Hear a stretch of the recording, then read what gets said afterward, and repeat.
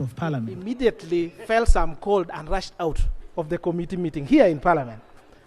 The Honorable Oboth immediately took a phone call and said, I'm coming back, literally running away. The CDF who had the command, and I challenged him, and the colleagues who sit on the committee was there, he said, as the army commander, can't you issue orders? The CDF Mbadi said, do not cause me trouble. And said, please leave me alone.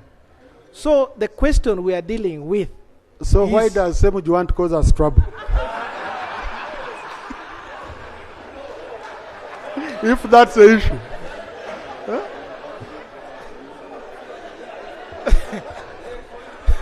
So, Mr. Speaker. So first I want to give that information. But now, Mr. Speaker, you also see that the trouble wants to come to you. No. But the issue I now. hope Honorable Semuju has heard. Yeah, you've given him good advice. Yes, but beyond that, Mr. Speaker, in the Act, there are provisions for the minister to make regulations. And there are so many regulations that have been made. The last one that I heard and I saw the president launching it was called the UPDF establishment. By law, every regulation made by the minister must come before this Parliament so that we can scrutinize to see whether they conform to the spirit and letter of the law that we have made here. That act has not come. But I saw the president and the people who briefly explained say the commander-in-chief, who is given powers by the Constitution and the Act, has now delegated some powers as a commander-in-chief to somebody else. That is extremely contradictory to what we have here. Because, as you know, the commander-in-chief is protected, he has immunity and etc. I therefore want to request that you prevail over the Ministry of Defense to bring that act here, that regulation, the UPDF establishment, so that we can interrogate the powers that the policy, the regulation has given to the CDF. He may be acting because the powers are provided in that, so that we can nullify it. Otherwise, one day we'll wake up and then you will find that there is no government elected by the people and someone is prevailing over a government which is unconstitutional. It's a danger that we should take care of. That's the information I'm giving. Attorney General, specifically on that issue. Just Attorney General, specifically on that issue of UPDF establishment. Right Honourable Speaker, I will send it to Oduru Jonathan, my honourable colleague. Yes, there are regulations made. And if you are concerned that they have not been tabled in Parliament for purposes of perusal, the Ministry of Defence can do that, because it is well within the right of Parliament. Be that as it may, my senior colleagues, the Shadow Attorney General, and my former head boy, the Honourable Segona, cannot legally point to any clause in the Constitution that ousts anyone's right to freedom of conscience, expression, and having an opinion. Now, unless if you are telling us that the Constitution has a conflict within itself, which no court has made a pronouncement on, the status quo remains. I beg to submit. Honourable colleagues, this matter closed. Yes, how I've closed it is how it has been closed. Because I pronounce myself, I pronounce myself twice. Number one, that this is a matter, if it violates any law to do with the UPDF, it has its disciplinary procedures. It will handle. Number two, the official spokesperson of government is here. Okay? Official spokesperson. Is this a government statement? An official statement of government? So it is now open. Thank you very much, Right Honorable Speaker. Thank you very much, Right Honorable Speaker. And thank you, Honorable Semuju, for raising the issue. In the government, there is a formal way government officers communicate for that to be an official communication of government. For instance, I speak for government, but I cannot just be at a party and we are conversing, and then you take my conversation to be government policy and so forth.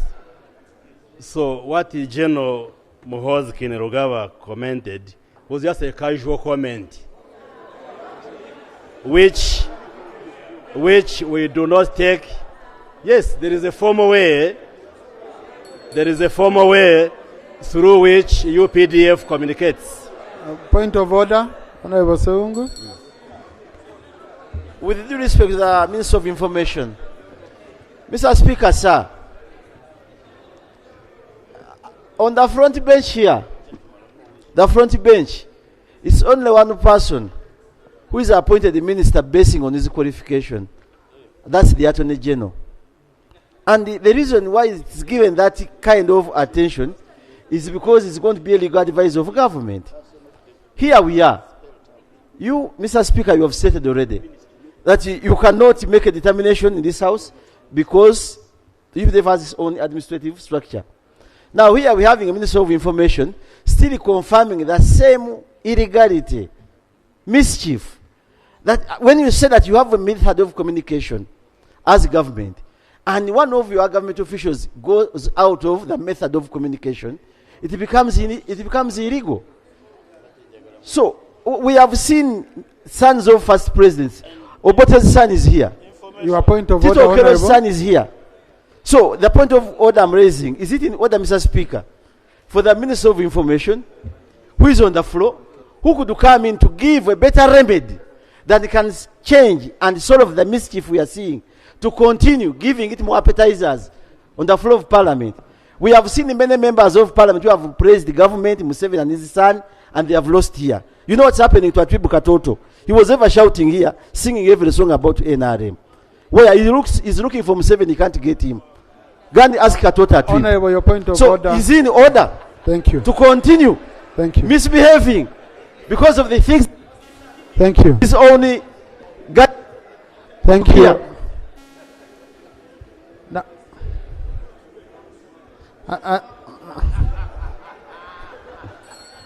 Honorable colleagues, I guided on this matter, okay? I guided on this matter.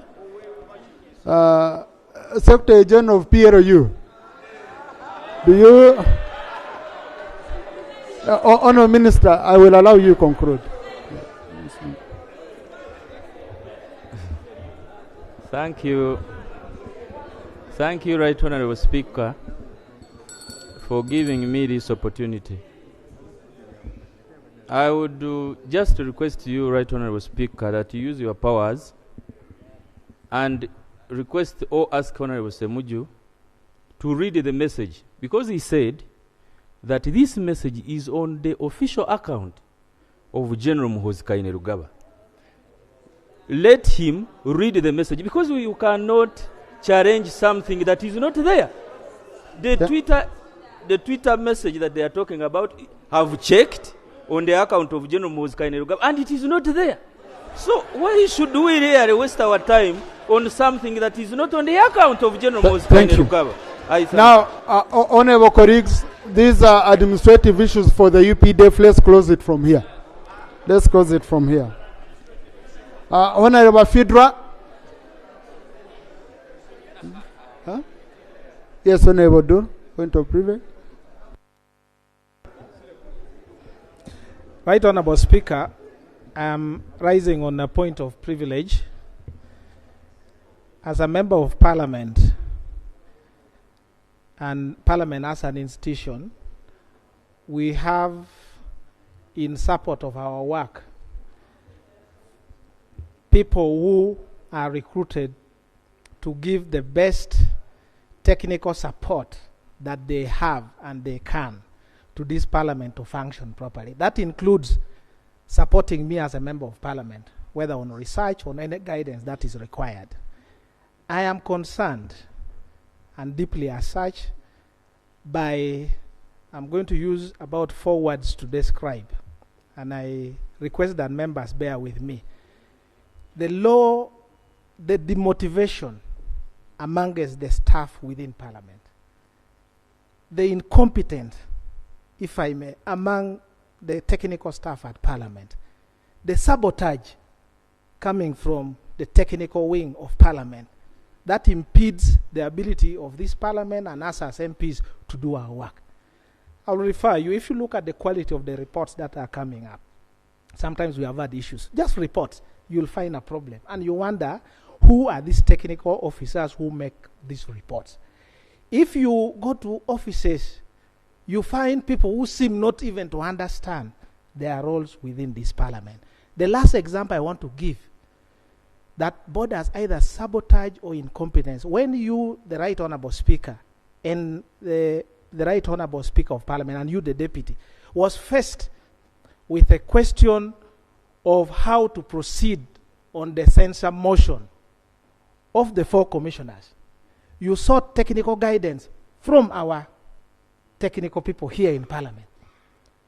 Either because of laziness, incompetence, sabotage, all they could do was to go and open the Black Laws Dictionary, and they landed on a word called res judicata, and they put in writing. And then they said, go and tell Parliament that this matter is res judicata. Mr. Speaker, if you look anywhere in the world, there is no scholarly work, there is no judicial interpretation, there is no publication that says the doctrine of res judicata is available to Parliament. The senior lawyers are here. Even in your first semester at law school, you will be told it is a doctrine exclusively available to the courts of law. In which circumstances? Where they are sued. Even when it goes to court, court must try it. A judge cannot sit and say on the face of it, this matter is res judicata. It must be pleaded by both parties and its evidence adduced to show. And then in the end, you make that decision. How can then the technical people in this Parliament put the entire reputation of Parliament, your reputation as the Speaker, the Right Honourable Speaker, and even senior lawyers here, including the Attorney General on this side, that a matter that should come on the floor, just go and use a Latin word, res judicata. And we all sit here and accept.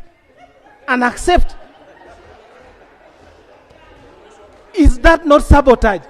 And I have lawyers here who are more senior than me, who can come and explain that doctrine cannot be invoked in this Parliament as a bar to any process that comes here. In any case, even if it were to be provoked, it is under Section 6 of the Civil Procedure Act, and all the ingredients are laid there. The parties must have been the same, and they must have gone to a court before. In this case, the movers of the censure motion, including myself, who signed number 1, I was not a party to that court. Secondly, it is exclusively available to only courts of law. A judge or a judicial officer sitting is the one can. That one did not happen. The subject matters must be the same. And there must be evidence adduced by the other opposite party to show that the matter has been tried and settled. This did not happen. So my issue is it that the technical wing wants to show that this entire Parliament is so incompetent that they just pick a Latin word and just put it there, and then we all accept and agree that now the matter is res judicata? Did we not go to school? Thank you. So, Mr. Speaker, my request, I will receive information, is for your good chair to vacate that decision. To vacate that decision, any other reason can be given.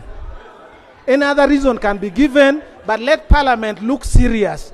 Let our technical people help us. Let our technical people show that this Parliament is properly constituted. So I really kindly request from you. I will take the information.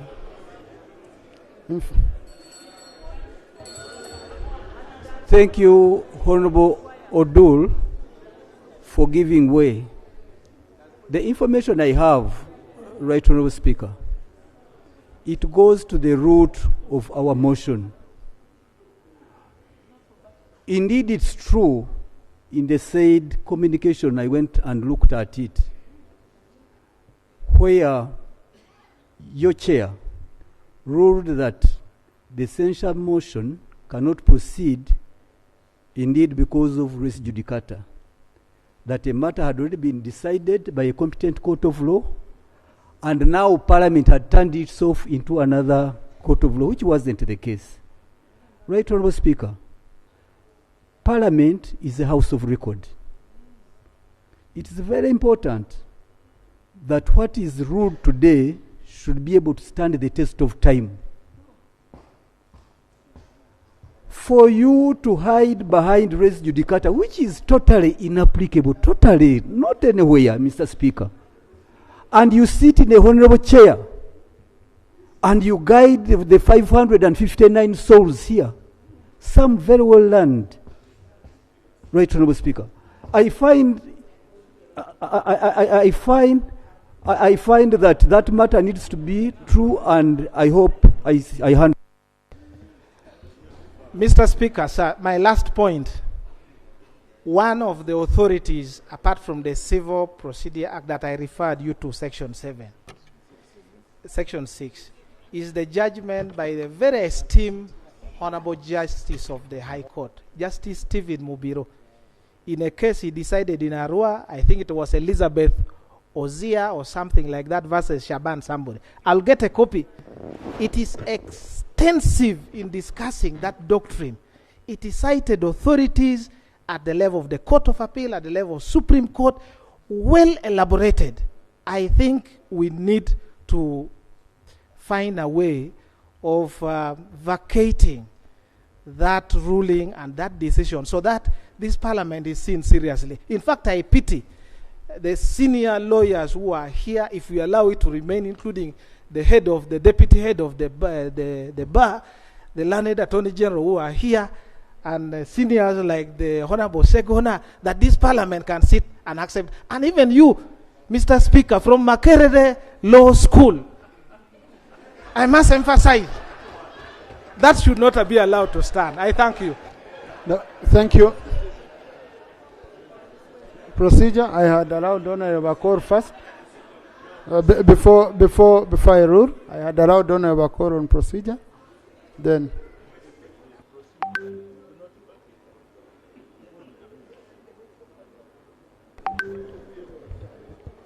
Right Honorable Speaker. Right Honorable Speaker.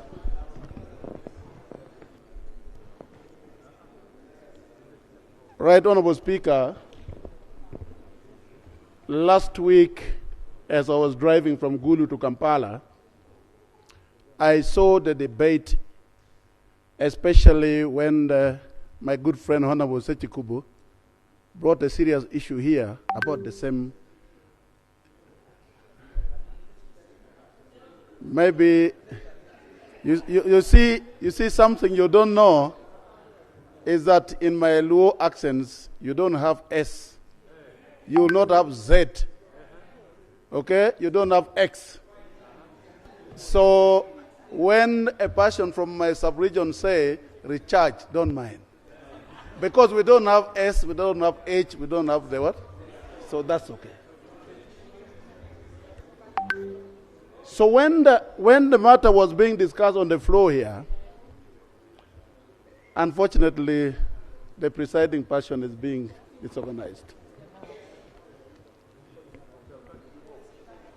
When the discussion was here, I was actually watching on my phone, and then what came very clearly is that you ruled on that day that this matter, whoever is not satisfied with it, should go to court. I find we are just moving in the same circle. I read a book, Who Moved My Cheese? And some of you who have not read it, please take the opportunity to read it. There are issues which you should not be relying on the same issue all the time. Since you've ruled on this matter, are we proceeding well to again every time discussing the same issue here? I don't know about the procedure, right?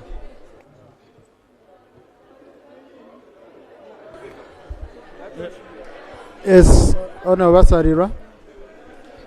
Then Attorney General. Thank you very much. Right on, Speaker. Right on, Speaker, you did read a letter here. And I think it's important that we move at the same level. Right on, Speaker, in the letter you read, incidentally, the courts were able to define both statements, sub judice and res judicata. Right on, Speaker, I want to read the judgment of Muhammad Ali Bai that you cited in your letter versus Attorney General. Miscellaneous cause number 2017 of 2021. And this is what the judge said. In my view, while Parliament, I'm making reference to the letter, it's on record. You can read it. In my view, while Parliament and its relevant committee were vested with the constitutional right and mandate to investigate and inquire into the matters that are subject of the impugned report, their mandate does not extend to undertaking investigations into matters that are the subject of court proceedings and decisions. And this is what they said. If done, this contravenes the res judicata rule where a matter is already determined, and the sub judice rule where the matter is pending before the court. In this case, it should be noted that the subcommittee was operating as a quasi-judicial body, blah, blah, blah. So the right on, Speaker, I am just giving information that the same courts have already clarified res judicata, sub judice with regard to parliamentary proceedings. Thank you. Now, honorable colleagues, let me make it very easy. Please. He has gone on record, right, Honorable Speaker. Honorable colleagues, please. But he has gone on record. Honorable colleagues, please. Honorable colleagues. Honorable colleagues, the Speaker is the one who has been asked. Not you, not any member here. So it's me to respond.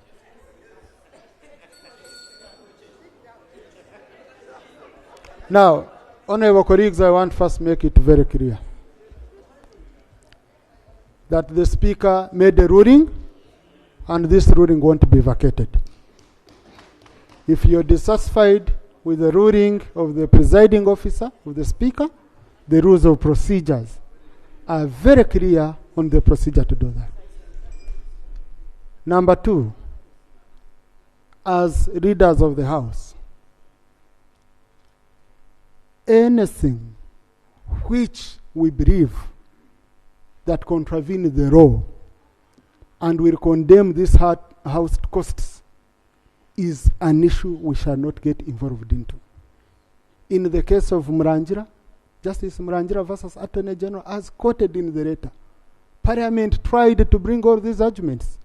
It was condemned at huge costs, which were met by the taxpayer.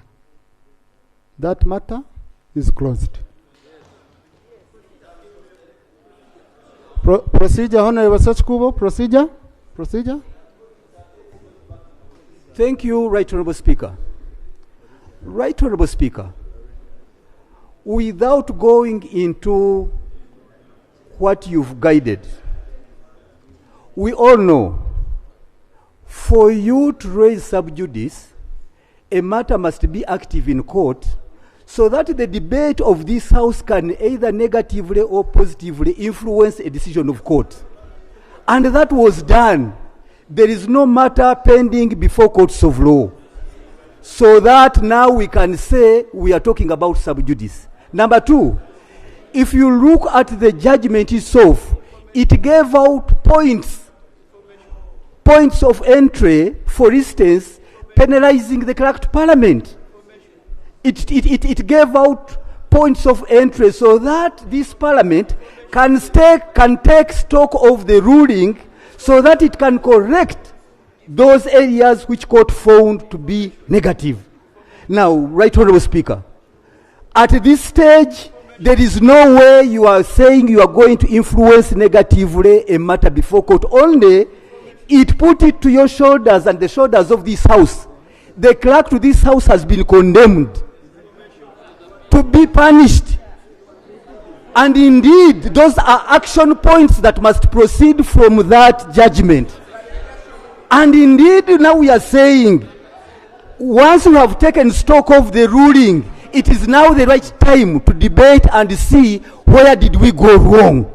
Who are those to be held accountable? And indeed, it is within the hands of this parliament to find the way forward. Who are condemned members. You sit in this house, but we are all condemned. And court castigated this house and castigated the leadership of this house. So do we fold our hands even on that point of law? Thank you. Lastly, from me, Right Honorable Speaker, how about other issues that do not even talk about service award? The fictitious trips. We talked about fictitious trips which are different from the service award. And that was not part of the court. Thank you, Honorable. We talked about where this... Thank you. Now, Honorable colleagues, let me make it very clear. Your own rules are clear that you cannot proceed on a matter the speaker has ruled on. These are your own rules. These are your own rules.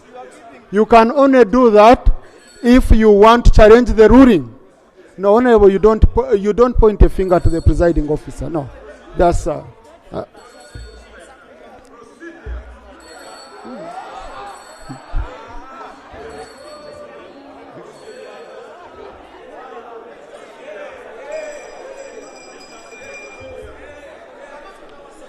No, Honorable Linus, please go on your line. Honorable, your NRM, go to the side of NRM. Go to the side of NRM.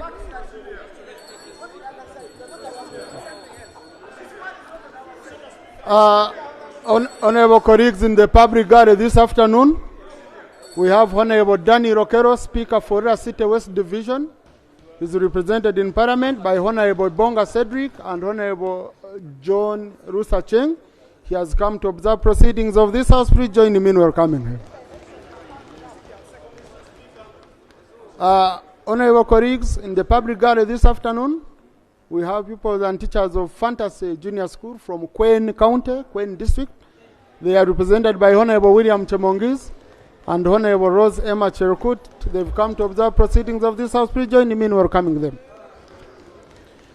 Honorable colleagues, in the VIP gallery this afternoon, we have a committee of members on human resources and community development from the National Assembly of Namibia. They include Honorable Yehadin Nono Rukevi, Chairperson and Lead of Delegation, Honorable Dr. Erfas Magundu Dingala, Deputy Chairperson, Honorable Harinde Lucia, Honorable Loide Namutenya, Honorable Tijeko Twea, Mr. Johan Petrus Frederick, Parliamentary Clerk. They are currently undertaking a benchmark visit with Parliament of Uganda. Please join me once again in welcoming them.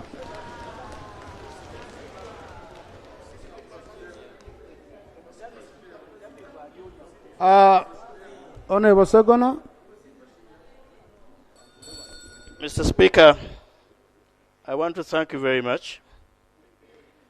Definitely, I will not make reference to a matter where you have made a ruling, but I'm deeply concerned that while you maintain your ruling, some words have been used against our staff, who are professional staff. Words like incompetence, words like sabotage, which in my humble opinion do not go down well and demoralize people who serve us, but also thwart the confidence of the people that we serve. I thank my brother, the Honorable Jonathan Odul, because first he raised them a matter of privilege, but stated actually apologized to us that he was about to use them. Now that you have maintained your stand in your statement, is it not procedure right that you find a way of doing away with those words against our staff? Thank you. Now, honorable colleagues, number one, a Speaker of Parliament is not someone whom you think will just receive a statement from a staff and just append a signature. No. We consult, but the final document that is signed is our document. It's not a document of the staff. In your opinion, you can call us incompetent. You can abuse us. Yes, you can. You know, words don't kill.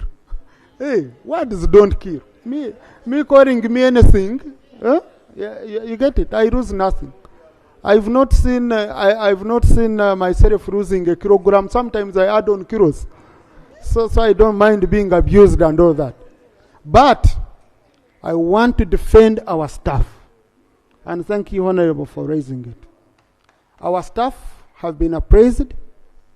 Our staff, we've just finished the review of our strategic plan. Our staff have ensured that the committees deliver on their mandate. We have processed all our bills. We have processed our budget. I have seen reports from the committees on accountability. Colleagues, you've been here praising the reports coming from the committees of Parliament. Our staff are very competent. Our staff are very competent, okay? And we are proud of them as the leadership of Parliament. In your opinion, if you disagree with our staff, in your opinion, if you disagree with our staff, okay? It's your opinion, but it can't go on the record of this House that our staff are incompetent. Yes, Honorable Jonathan, you can clarify if you want to. Mr. Speaker, sir, I used deliberately, and this is my clarification, about 4 words. I said it borders incompetence. I said it borders sabotage. It borders demotivation. And these are my reasons. For a staff of Parliament to be competent, they must have passed through the competency test. That is, they have been invited through a transparent process to apply for a job. That they are shortlisted and they have competed and they have emerged the best. Mr. Speaker, I would like to put it on record here that we have not had the opportunity for the members of the public, the best of the best in Uganda, to compete for jobs in this Parliament.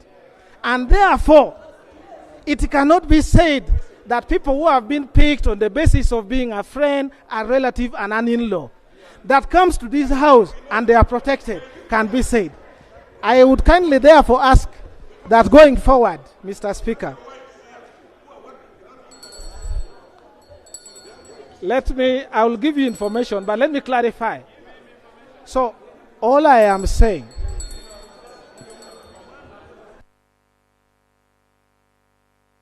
Honorable colleagues, let's listen to our honorable colleague. So, Mr. Speaker, I used this because, one, I am aware. I am aware.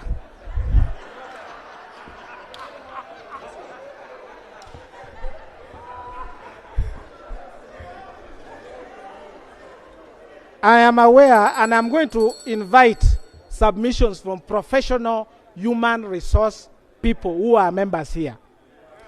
We have in this Parliament senior, very competent technical officers who are demotivated and are not willing to do work now because positions that they should be able to serve as have been dished out in ways that do not match the public service standing orders. It is happening here.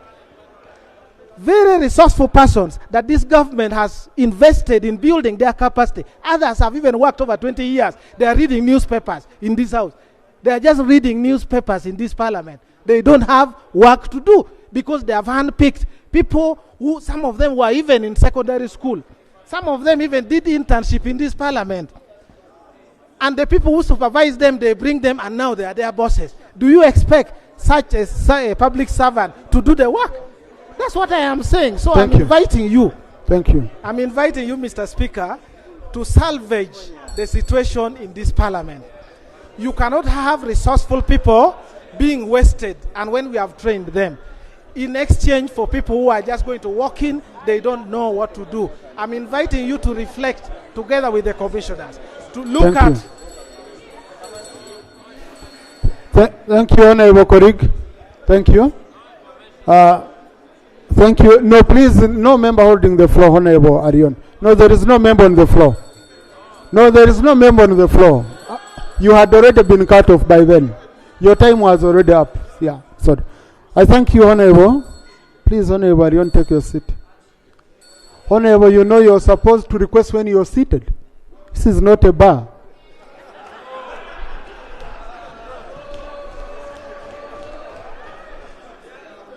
Honorable Sechkubo, we are in Parliament, okay?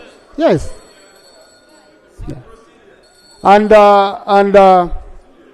you know, in our culture we say, even when you're beating a snake, that you leave it some space.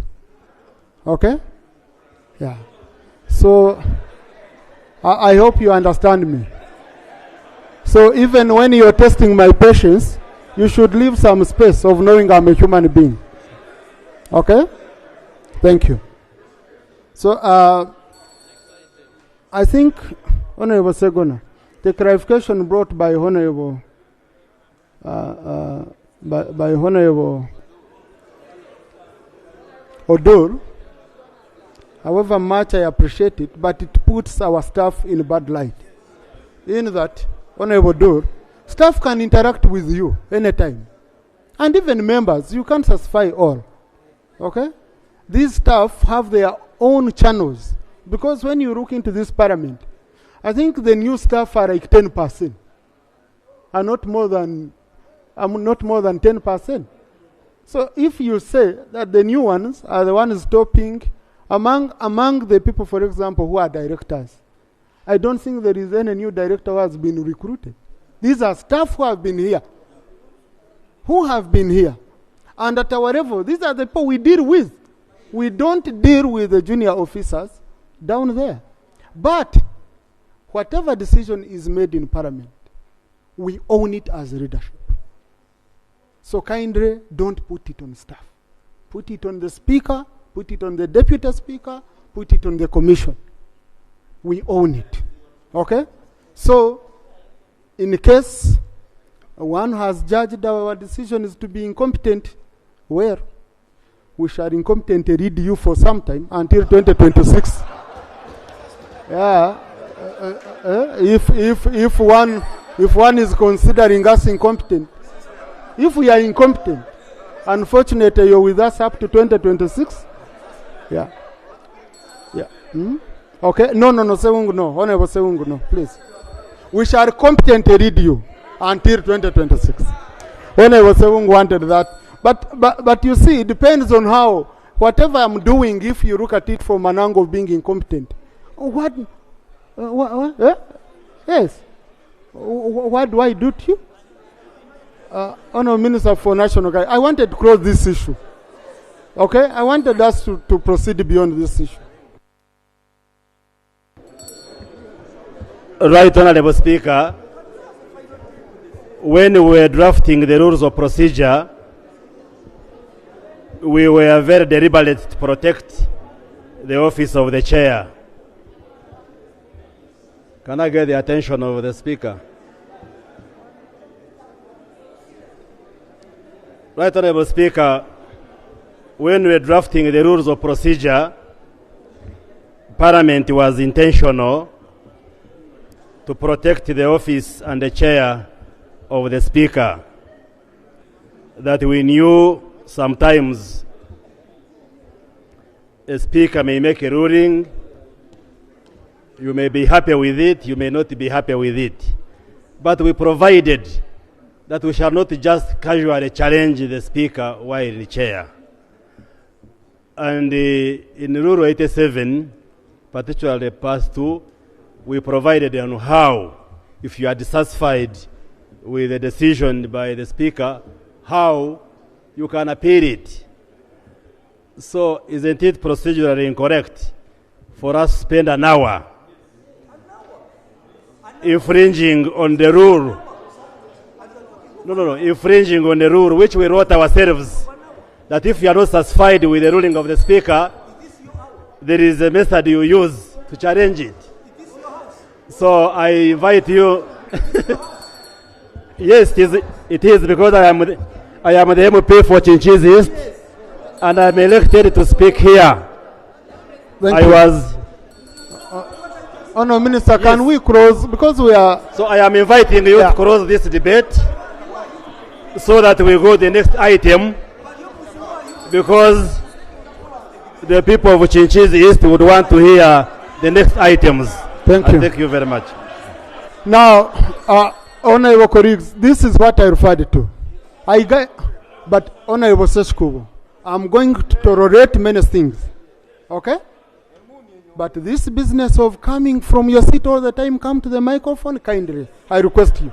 Kindly. Because you're a senior legislator. Listen, you're a senior legislator. Let's go on the rules. Please. Honorable colleagues, let me make it very clear.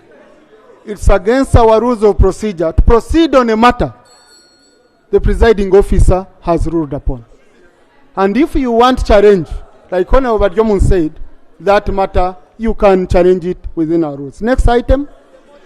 Honorable colleagues who have matters of national importance, because of time, we shall handle them tomorrow. We have a lot of issues to handle. Next item. Item 3 on the other paper, bills first reading. 1, the Constitutional Amendment Bill 2024. Minister of Justice. Honorable Mbwate Kamwa. Right, Honorable Speaker, thank you so much for giving me way. Right, Honorable Speaker, we also have constituents that we are representing here. We come with matters of national importance, sit, then all of a sudden you rule and say, let's go to the next item, and we cannot postpone. So, right, Honorable Speaker, the procedure matter I'm raising, is it not procedurally right to allow people with matters of national importance like Imbwa, when yes, because the hailstorm has hit my area. So, is it not procedurally right to give us time and also air out our views, right, Honorable Speaker? Thank you. Now, Honorable colleagues, you see, this is a problem I face. I know you have your issues, but I have nowhere to get time. Now, colleagues raise issues which they keep rotating, and taking over critical time to raise your constituency issues. Okay? Our own colleagues, because I have not allowed a stranger to submit in this house.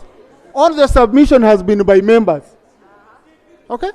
So, and you see, honorable colleagues, I have tried my level best to ensure that this doesn't look like a house which suffocates members. That's why I'm as patient as I have tried.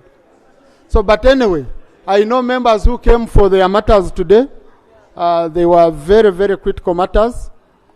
I know what most of them are going through, so let me pick them.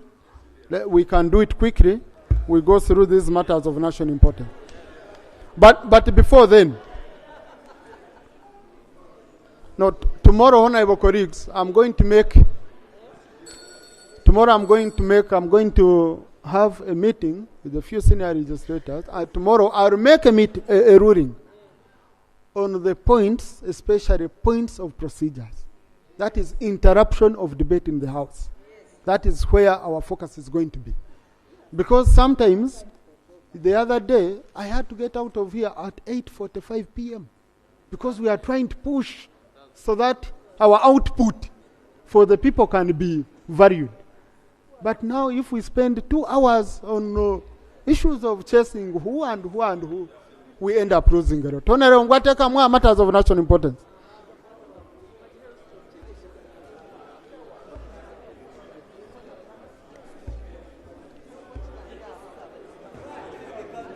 Thank you so much, Right Honorable Speaker. Right Honorable Speaker, the matter I'm bringing is that with the beginning of this month and in the middle of this month, heavy rains with hailstorm hit my constituency, that is Igara West in Bushenyi. And the sub-counties that were affected, Right Honorable Speaker, we have Kakanju, Bitoma, Chamhunga, Nkanga, Nyabare, and Chamunga Town Council. Right Honorable Speaker, there are some schools were affected, they were blown off. Our crops were destroyed, and even some roads were washed away. So, Right Honorable Speaker, I'm seeking for relief from the Prime Minister's office. And Right Honorable Speaker, in most cases we come here, table our issues. Reports come from the district. But a ministry which is supposed to be in charge of disaster preparedness tends to become unpreparedness. So, Right Honorable Speaker, I'm seeking your indulgence that this time, let the ministry at least prove that it can assist our people. I thank you so much, Right Honorable Speaker. Thank you, Honorable. Honorable colleagues, tomorrow we have an item where the country's preparedness to handle a disaster will be presented, and we have an extensive debate. But these issues, of course, from members, they couldn't wait anymore. That's why I allowed them. They are around 4, Honorable Minister, so let me allow them so that you answer at once. I have Honorable colleagues, for now, procedure matters, I put them on the side. Let me give chance to members. They raise issues for their constituencies. Yeah. Thank you, Right Honorable Speaker. No, Honorable Kaberuka, before you. I wanted first handle disaster. I have you on the list, but I wanted first handle disaster. I know you as is equal disaster, but from a different sector. Yeah. Honorable Nanyondo Veronica. Thank you, Right Honorable Speaker. On 19th Thursday last week, heavy rains destroyed the whole school of Chisojo Primary School. The 2 blocks are down, and the nearby areas, Buddha electric poles are down. So, through you, Right Honorable Speaker, we request the office of the Prime Minister to help this school, because it's a UNEB center for 4 schools, and it's a UNEB center for 4 schools, and UPE is coming in 2 months.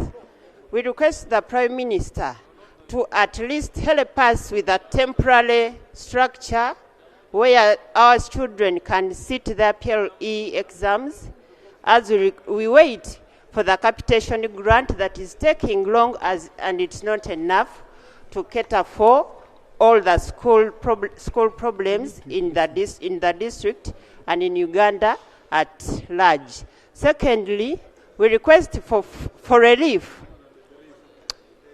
because plants were destroyed, gardens, and food. We request for some seedlings, if possible, to the areas of Buddha, Chisojo, and Chijampichi villages. And also we request to the Prime Minister's office, this time you come on ground, because when we send pictures and information to the office, you just send iron sheets without coming on ground. This time it's better you come on ground, you assess the situation, and at least put a temporary structure to help our P7 pupils to sit their exams comfortably. Thank you.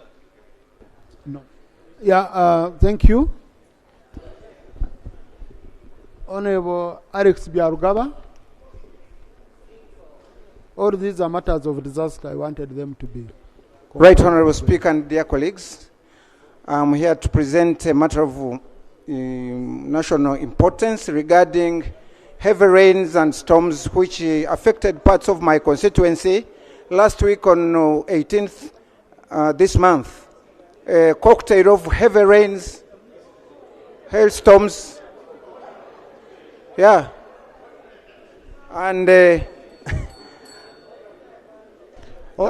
hailstorms and rains. Honorable Alex, wait. Honorable Norman, what session?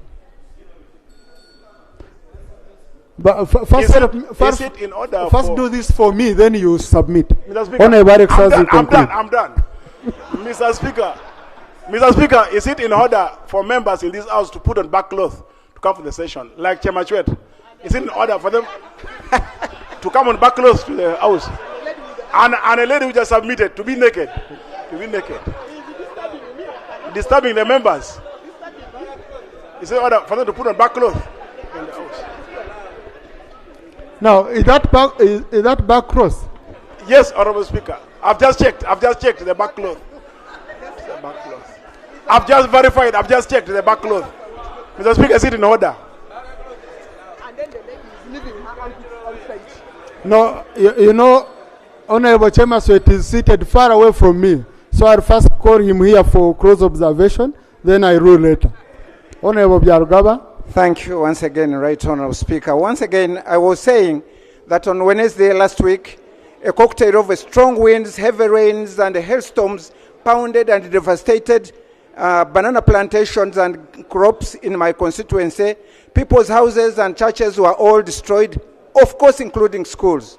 The most affected parishes were Nyakarambi, Bugonji, and Chihi, all in Nyachitunda sub-county in Sinjiro South.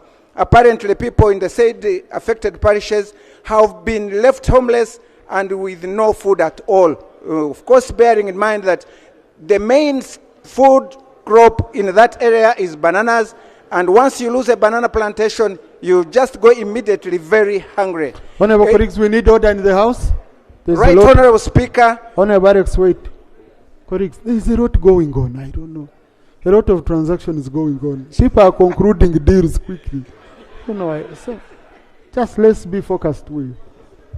Thank you once again, Right Honorable Speaker. A detailed report so far has been made and submitted to the office of the Right Honorable Prime Minister. Thank you. Right Honorable Speaker, prayers. I pray that government, as a matter of urgency, supplies food rations to the affected areas, the affected people in the 3 parishes I mentioned earlier on. Number 2, iron sheets be supplied to the affected families to enable them have a shelter and roof their structures and premises, especially churches and schools. Thirdly and lastly, the fast maturing seeds and seedlings be made available to the affected so as to take advantage of the current rains and the planting season. I pray. I submit according. Thank you, Right Honorable Speaker. Thank you, Honorable Taringaya. Bazir.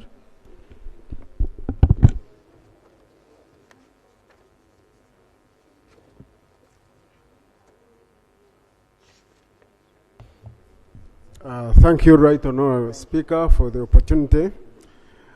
Like my colleagues, heavy rains devastated my constituency, Kashar North. 2 parishes, Ntura Parish and Ngango Parish, actually 3 and Chibingo Parish in Kagonji sub-county. The recent rains affected the PDM. Yes, because we have those who received PDM money used it to buy coffee seedlings. And these coffee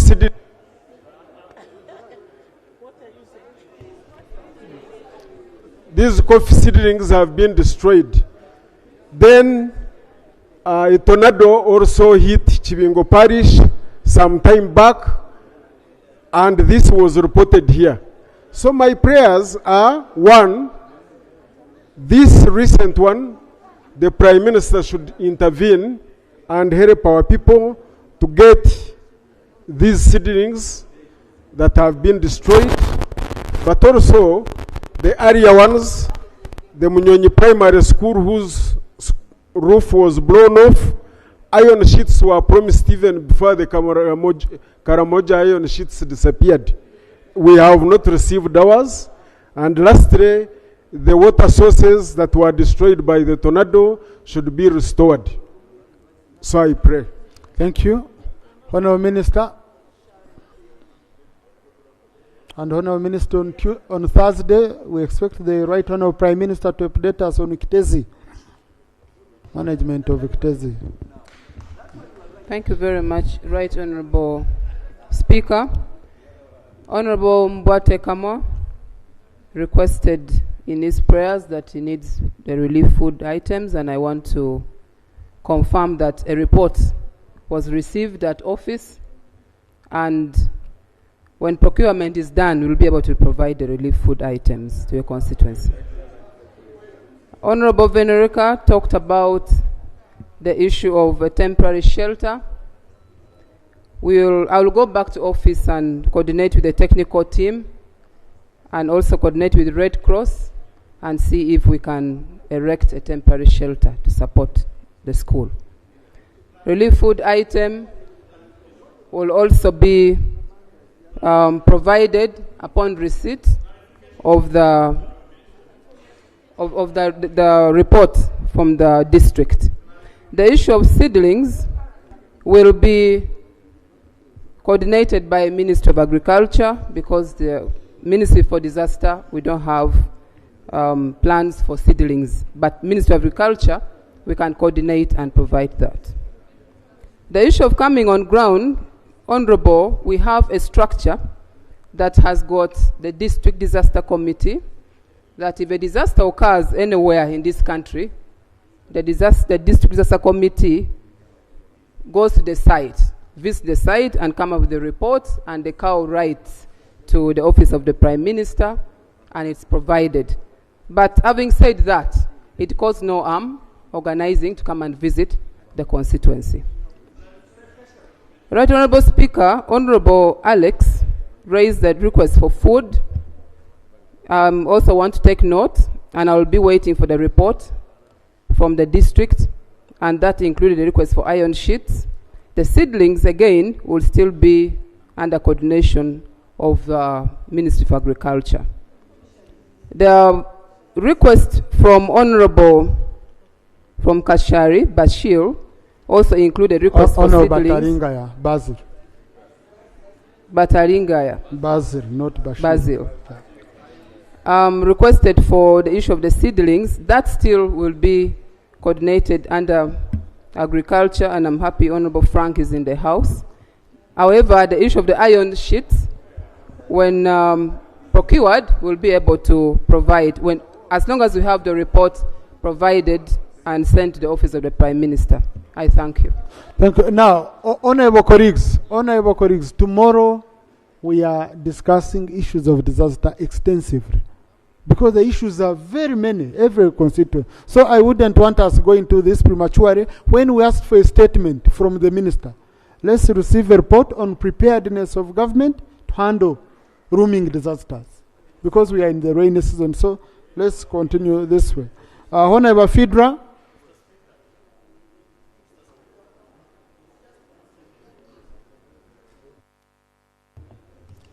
Thank you, Right Honourable Speaker, for giving me opportunity to speak on the people of Lower Madi. And the issue I want to raise as a matter of national importance is in regard to the reinstatement of the wage bill for Madiokolo District.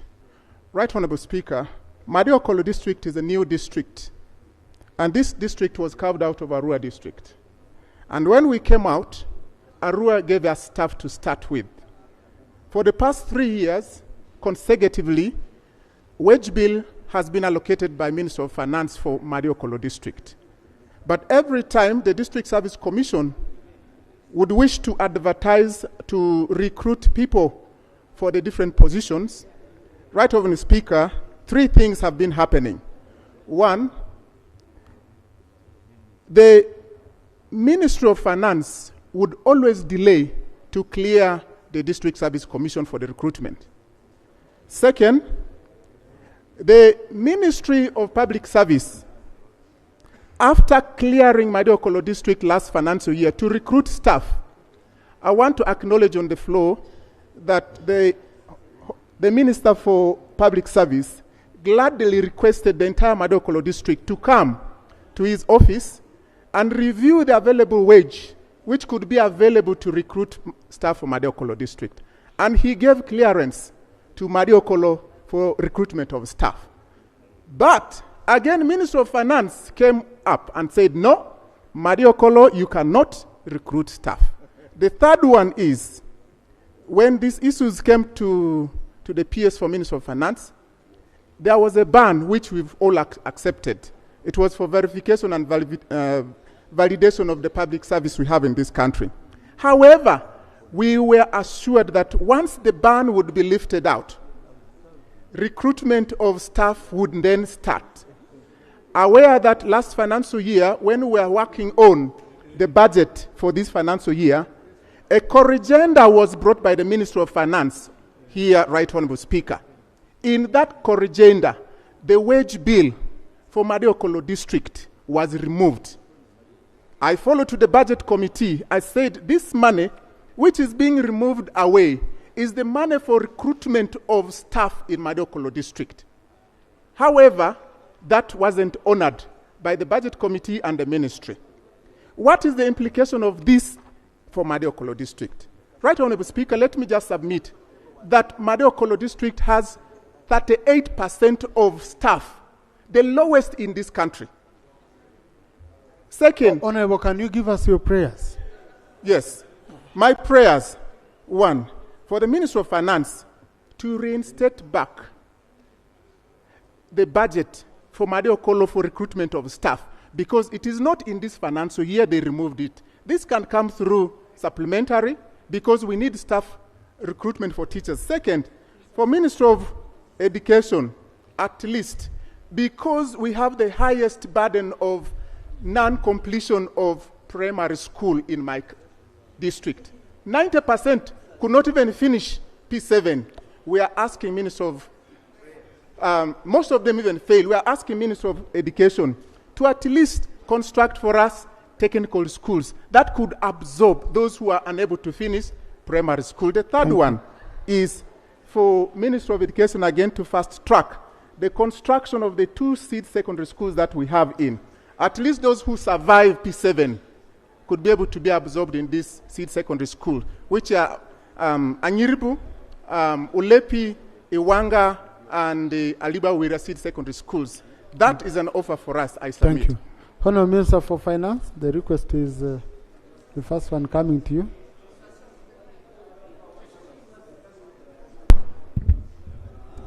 Thank you, Right Honourable Speaker. Right Honourable Speaker,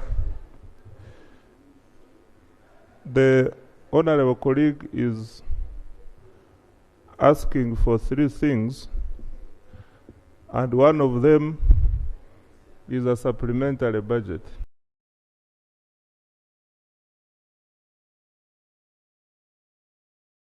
Enable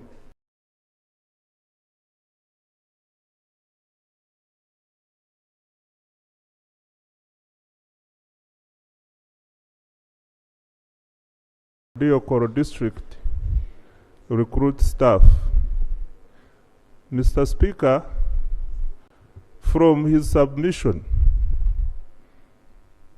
the issue of understaffing and the need for staff for Madiokolo District was foreseen during the budgeting period. Therefore, it's a matter which does not qualify for supplementary financing. Mr. Speaker, the Minister of Public Services here. We don't clear recruitment as Minister of Finance. Recruitment in government requires clearance by public service. What we check for is availability of funding. Mr. Speaker, to the best of my knowledge, in our budget speech, we were very explicit. Recruitment this financial year can only be by replacement and for specialized areas. The rest of other recruitment was banned. Mr. Speaker, I want to take clarification. Thank you, Honorable colleague. What the Honorable colleague raises is pertinent. By the time we are creating administrative units, we present bills and clear them with a certificate of financial implication. The implication of that, Honorable colleague, is that we shall provide funds to support their existence.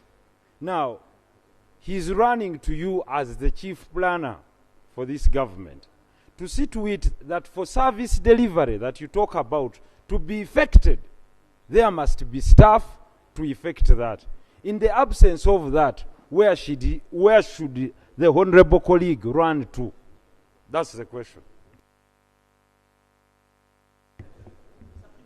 No, Honorable colleagues, I don't have time, please.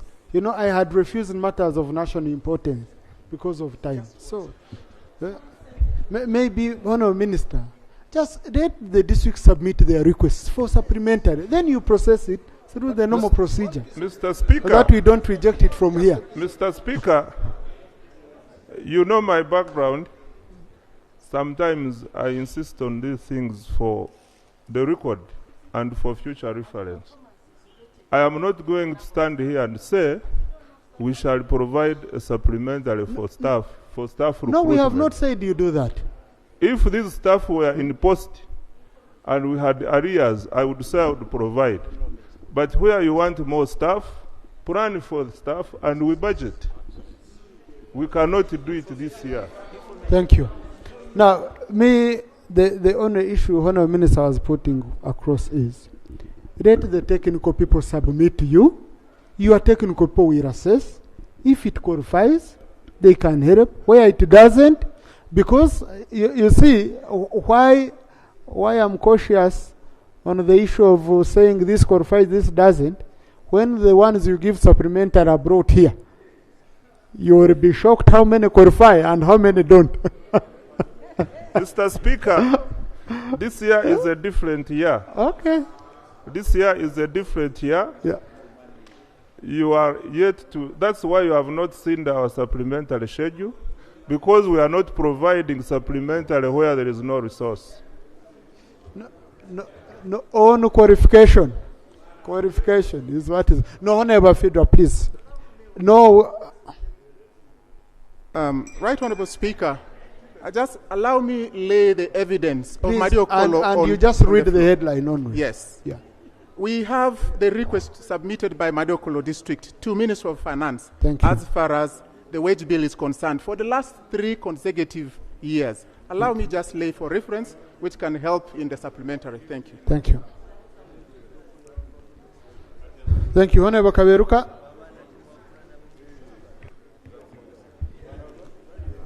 Thank you, Right Honorable Speaker. Right Honorable Speaker, I raise on a matter that is giving sleepless nights to the people of Kanungu, and that is the outbreak of anthrax, and which is, Right Honorable Speaker, affecting animals and human beings. Right Honorable Speaker,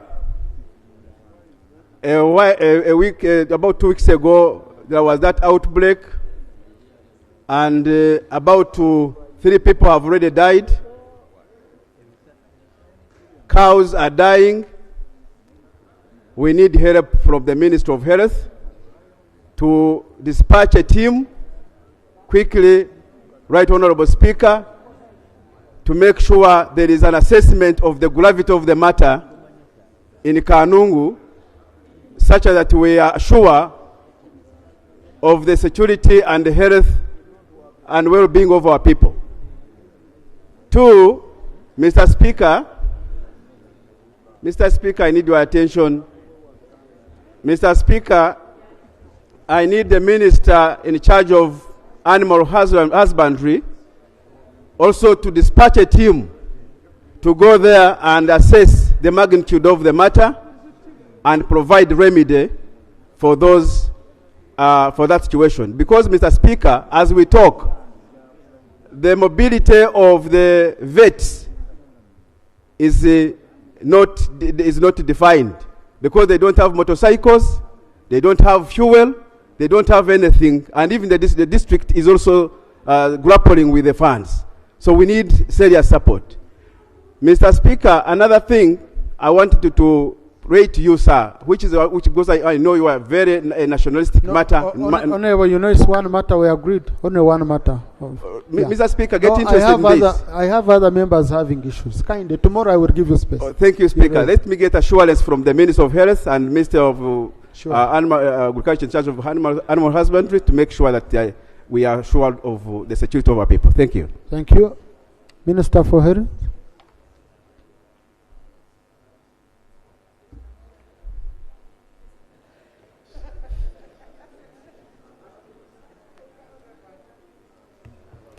Thank you so much, Right Honorable Speaker. Right Honorable Speaker, I do take note of my colleague from Kanungu, and I want to report that the minister received this information. We got in touch with our district health officer, and a team is down on ground. That's the information I'm giving. The team is down on ground. Right Honorable Speaker, we are waiting for a report so that we take a big team from the ministry, and as of tomorrow and over the weekend, our director for health services will be in Kanungu. Thank you. I thank you. Minister for Agriculture.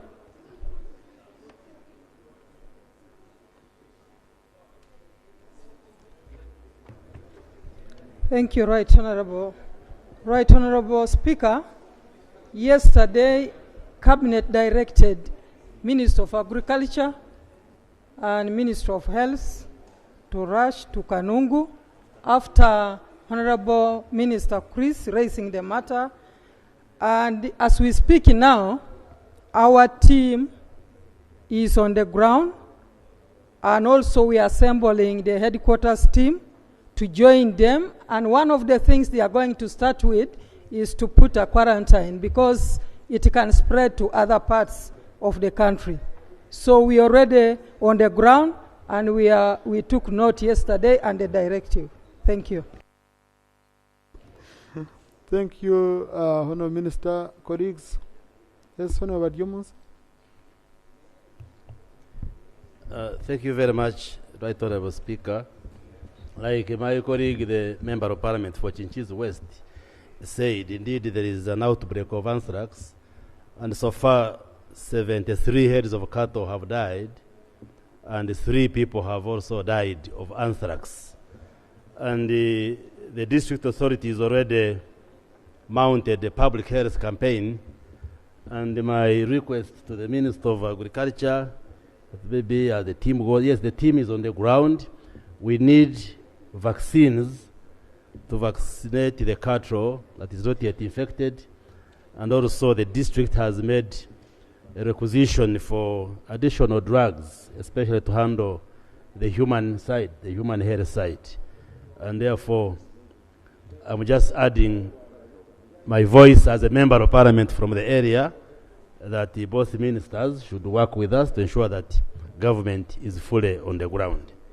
I thank you very much.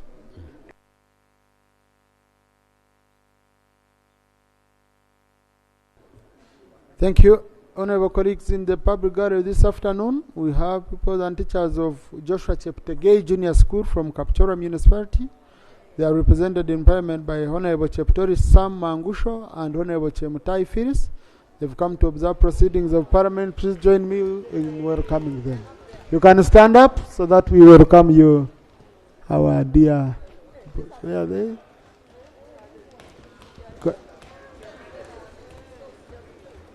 Thank you. I can see future champions in here. Thank you. Honorable colleagues, other matters, we shall handle them tomorrow. Next item. Item 3 on the other paper, bills first reading. 1, the Constitution Amendment Bill 2024. Honorable Minister for Attorney General. The Right Honorable Speaker and honorable colleagues, I beg to submit that the Constitutional Amendment Bill 2024 be read for the first time. Together with it is attached the Certificate of Financial Implication. I beg to lay.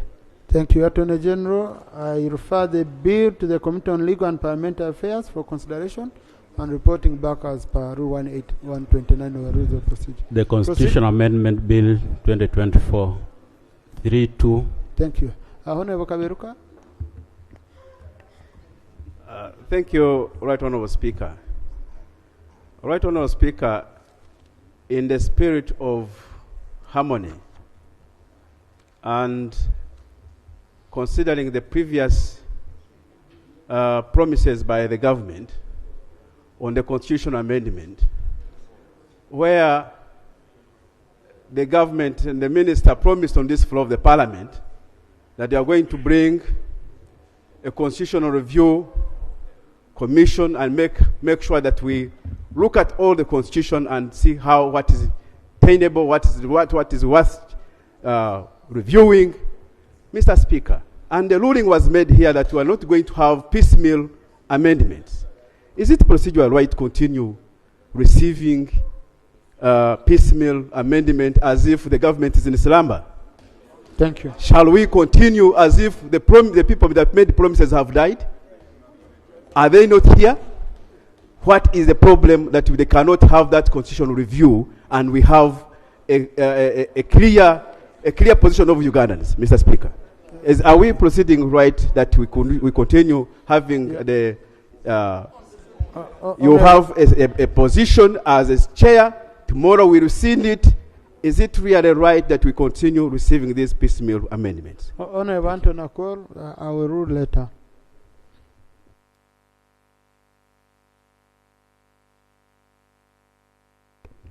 Right, Honorable Speaker, on the same issue, I personally also brought in the constitutional amendment, and I got a letter from the minister saying that he will bring a comprehensive amendment. We want to know, what is this one they are bringing? Is it including all our amendments, or they are actually on only one amendment of their interest only? Thank you. Thank you.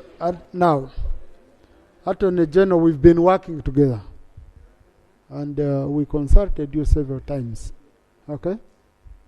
And we said, instead of going piecemeal, everything should come together. And we do all constitutional amendments for this term. We know they are done. But now I can see you focused on RAPEX only. So, Honorable Attorney General. Right Honorable Speaker, the bill that I've tabled for amendment of the Constitution is intended to deal with the 4 aspects that are under RAPEX. The Equal Opportunities Commission that we propose should be merged with the Human Rights Commission, and the Law Reform Commission that we propose should return to the Ministry of Justice and Constitutional Affairs under First Parliamentary Council. We thought we would limit ourselves to that for purposes of rationalization. Then going forward, in future, government can establish a Constitutional Review Commission for a comprehensive review of the Constitution. I beg to submit. Now, Honorable Attorney General, this couldn't wait for, because you can as well amend the Constitution without a Constitutional Review Commission. You've always done. Because you see, the dilemma we are in, colleagues have been bringing private members' bill to do with the Constitution amendment. And you guided us.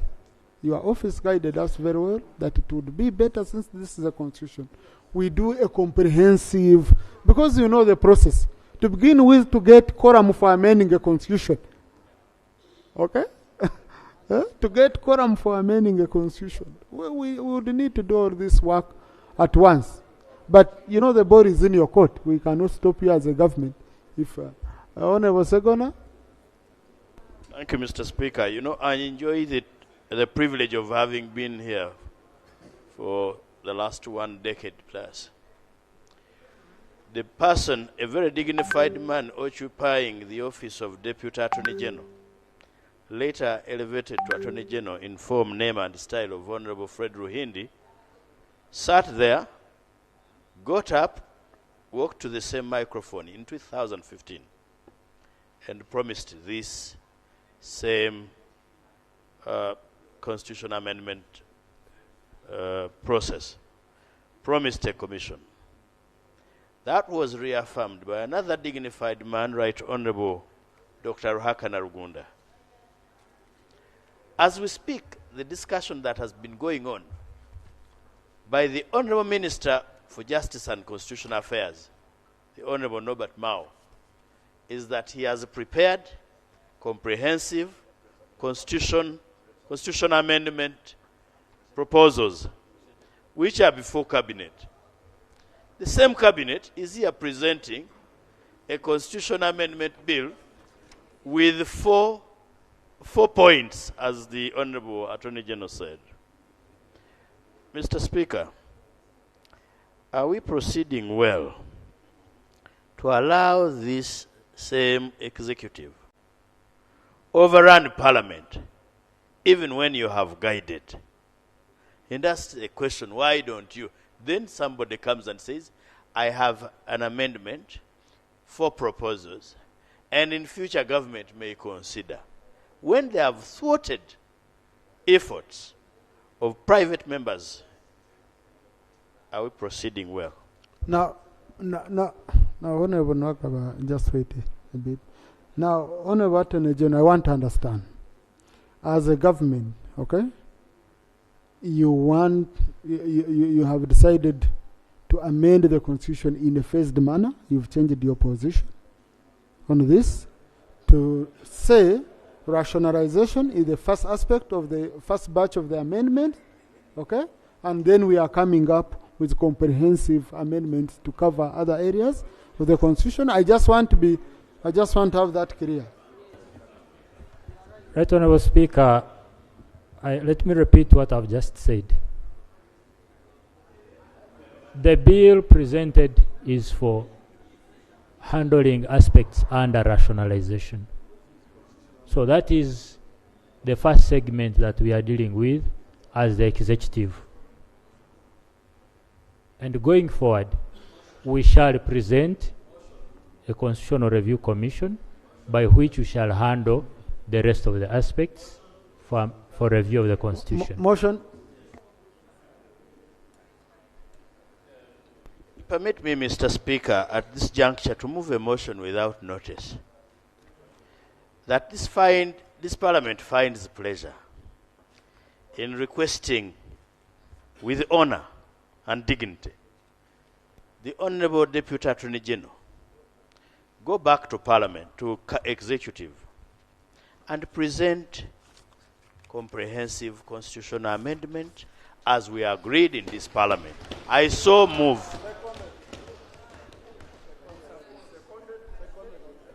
Now, Honorable colleagues, no, this is a motion which has to be accepted by me. Yes.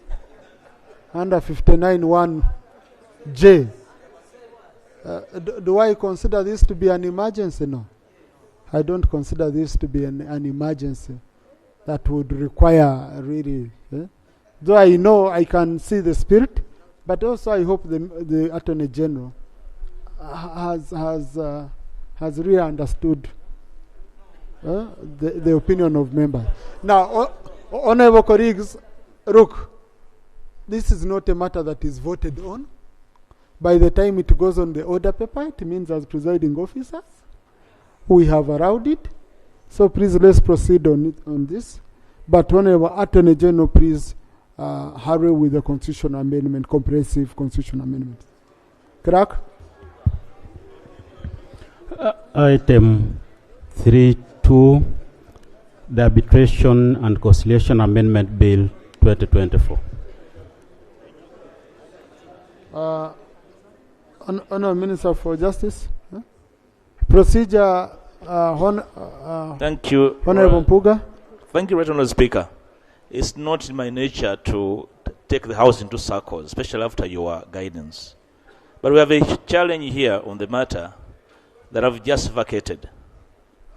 While we await the commitment from the Lord Attorney General to present wide-ranging constitutional reforms, some of them touch on a core subject of elections.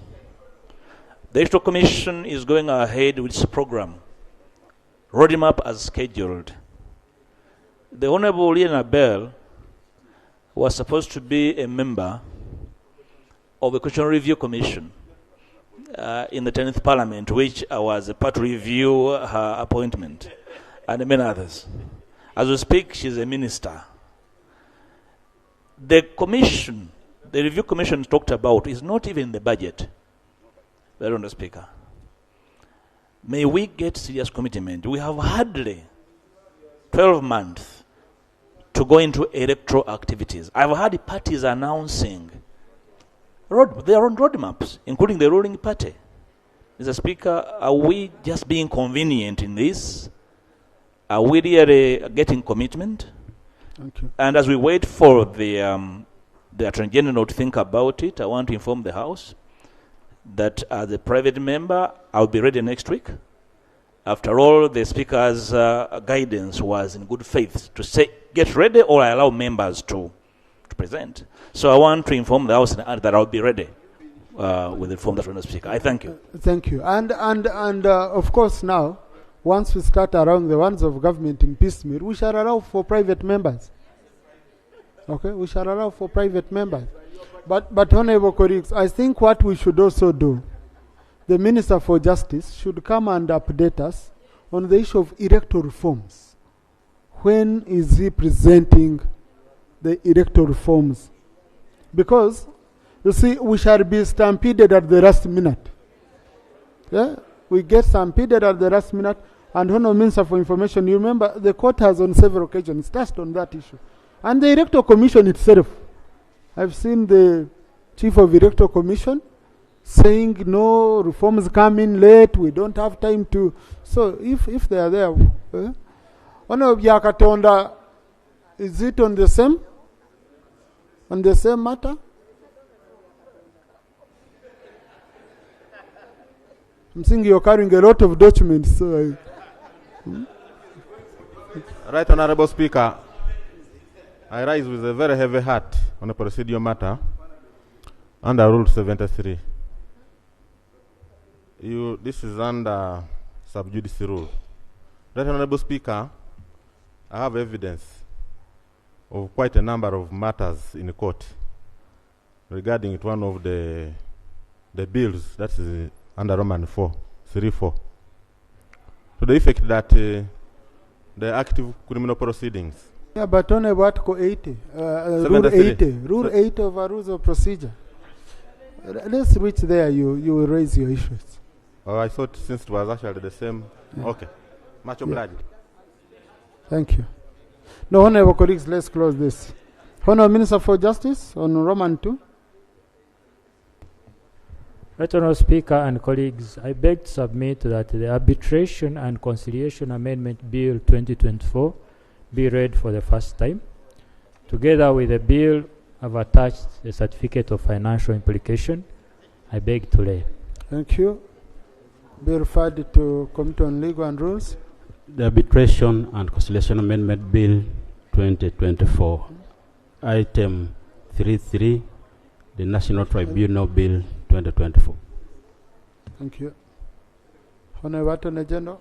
Right Honourable Speaker and colleagues, I beg to read that the National Tribunal Bill 2024 be read for the first time.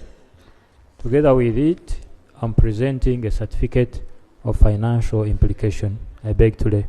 Thank you. Be referred to the Committee on Legal and Parliamentary Affairs. Consideration. The National Tribunal Bill 2024. Yeah, item 3.4. No, wait a bit, Clerk. Colleagues on item 3.2, I said the bill referred to the Committee on Legal and Rules, which does not exist.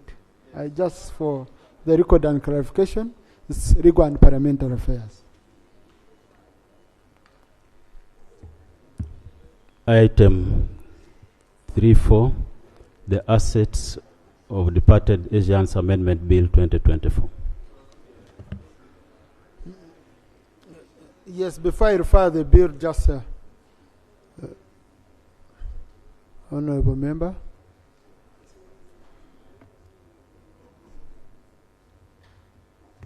Thank you, Right Honorable Speaker. Right Honorable Speaker, the bill at hand for process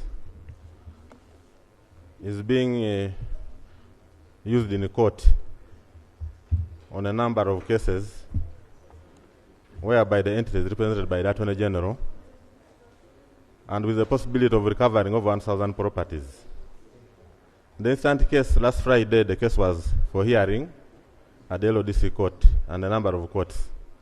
So, Right Honorable Speaker, we are using the same acts that we are purporting to amend. This could jeopardize the process of recovering property. And this under Rule 73 could allude to sub judice.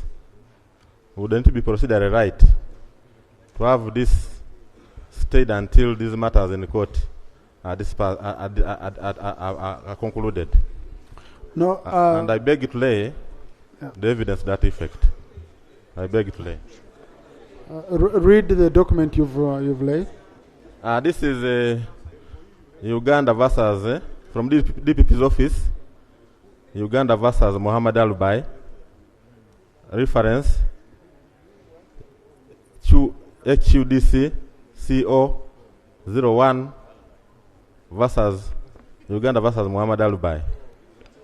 Dated 21st February 2017. I beg you to lay. Thank you. No, Honorable colleague, when you look at this bill, I don't think it has an impact on the case going on in terms of its amendment. In terms of its amendment. Is it saying people shouldn't be paid? Because people are claiming their properties. Is it saying they shouldn't be paid?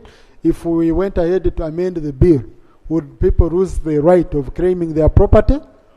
Honorable Mwagaba? Yeah, Right Honorable Speaker, if I go to the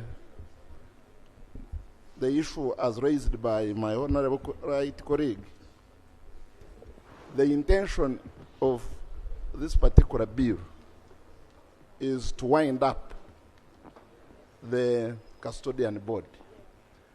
And the custodian board, once wound up, it will cease to exist.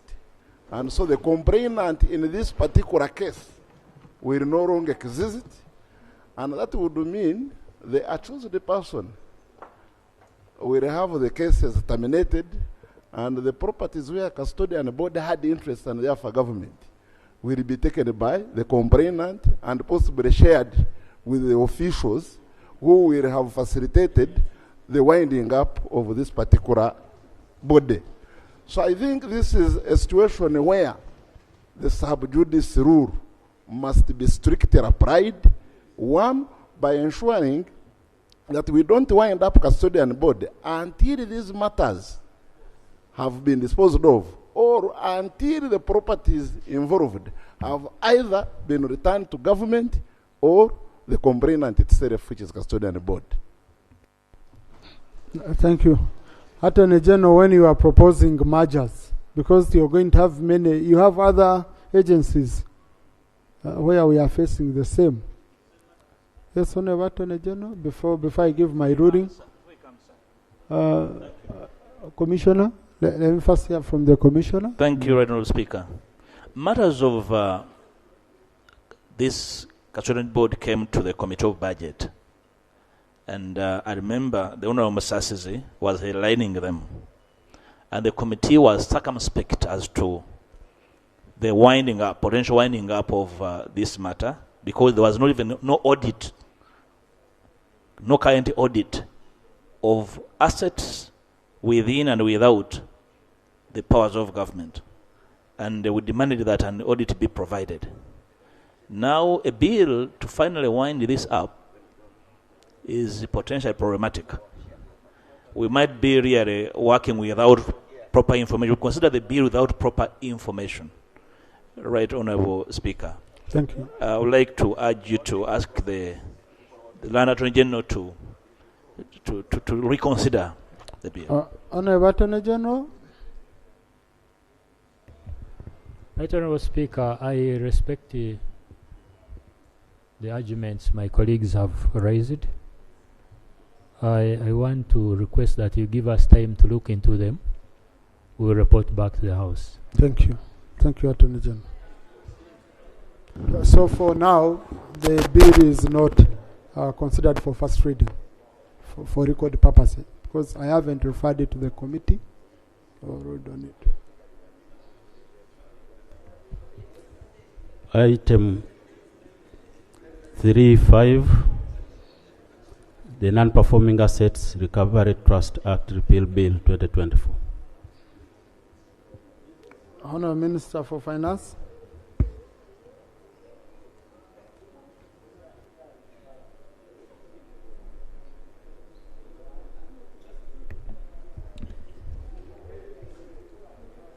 Mr. Speaker, sir, I beg to move that the bill entitled the Non-Performing Assets Recovery Trust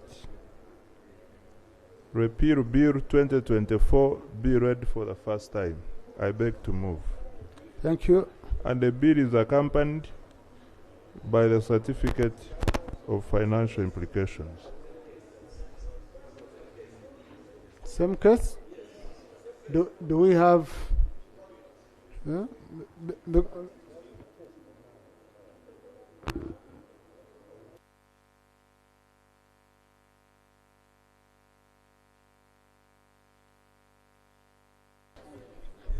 Yes, because I don't have any. You say no, Yakatonda brought evidence on table. Yeah, here right. I don't have any evidence. Right, Honourable Speaker, if the report of the Budget Committee for the financial running is brought here, we had a very potent conversation across with the Honourable Minister, and the report was adopted because it was questioning the winding up wisdom without an inventory, and the Minister had no response to it.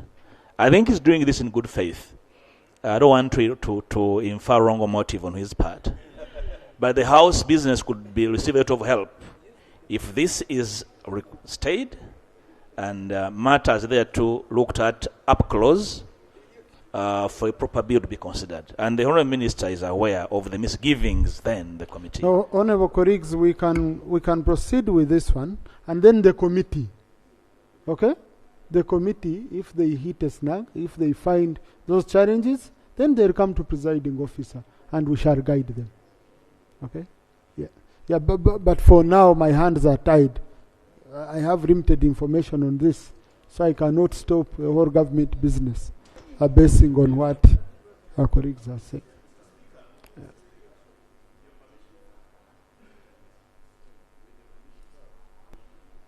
I think we have sufficient information which we simply need to put up. One, because we have that report of the Budget Committee, which we went through and actually adopted. But equally in Kosase, I have been a member of Kosase before. These same issues have been raised. We do not want to lose somebody who would otherwise benefit government by claiming what belongs to us. Now we are helping in the killing of that person who is helping us to recover what we believe. I think let the committee bring out this. Okay? Let the committee go in deep and bring out all these issues. Otherwise, we are now doing their work. Okay? I refer the bill to the Committee on Finance, Planning and Economic Development for processing. The Non-Performing Assets Recovery Trust Act Repeal Bill 2024. Item 36, the Public Enterprise Reform and Investiture Act Amendment Bill 2024. Honourable Minister for Finance. Right Honourable Speaker, I beg to move that the bill entitled the Public Enterprise Reform and Investiture Amendment Bill 2024 be read for the first time.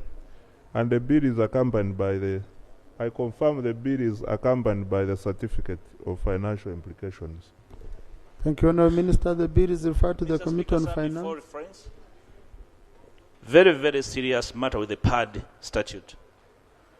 This House, and particularly in the Committee of Finance, questioned the failure by government to wind up UEB.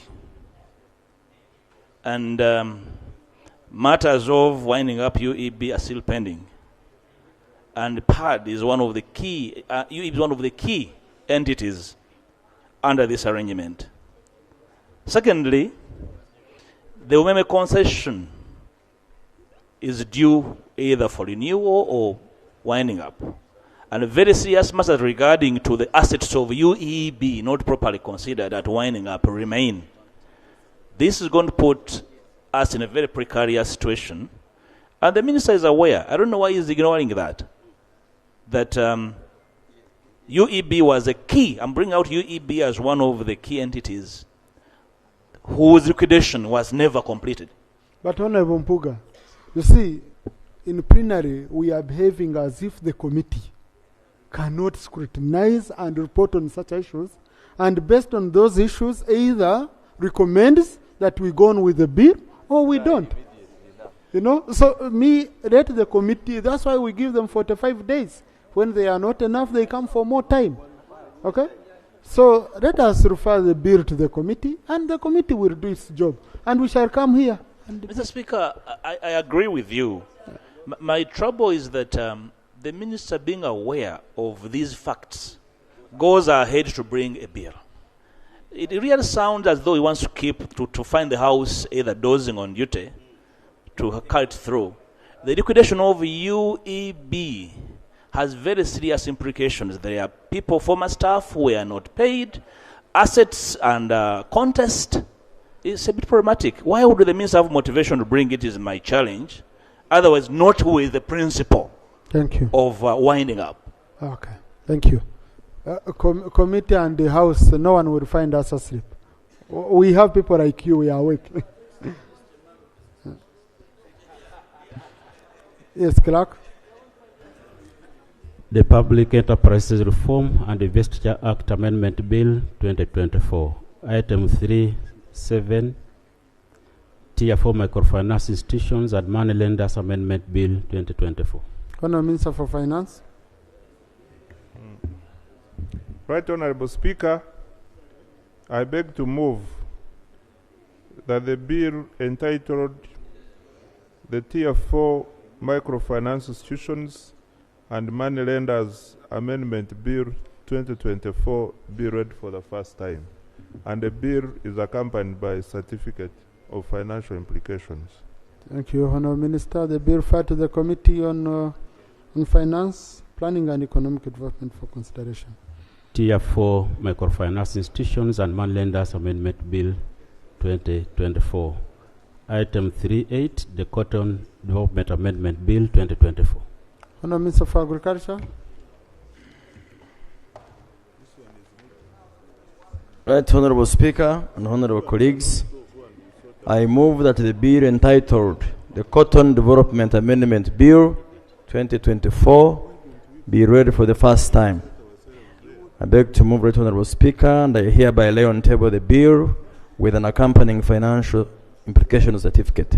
Thank you, Honourable Minister. The bill is referred to the Committee on Agriculture for consideration as per Rule 129 of the Rules of Procedure. The Cotton Development Amendment Bill 2024. Item 39, the Dairy Industry Amendment Bill 2024. Honourable Minister for Agriculture. Right Honorable Speaker,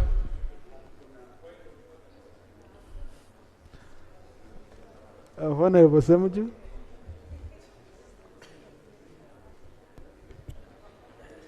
Mr. Speaker, if you look at the front bench from where the Honorable Obuai is seated, you can see smartly dressed ministers. And I want to commend them. But the Honorable Frank Tumwevaze has made it a habit to come to Parliament as if he's going to milk cows. I am in charge of an ministry. Mr. Speaker, all the ministers, see how they are dressed. If the Honorable Frank doesn't respect Parliament, at least he should respect colleagues. Is he in order to come to Parliament to transact official government business dressed as if he's going to milk his cows? Thank you. Thank you. A colleague has been bombarded. Let him first absorb this and then. Yes. Honorable colleagues, Rule 82 on dress code for male members: a suit, shirt, and tie. 2, a pair of long trousers with a jacket. 3, a kanzu and jacket. 4, a safari suit.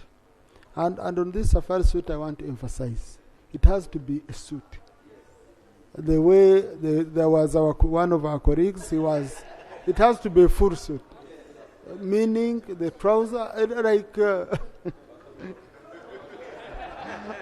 like our brother from Kagoma.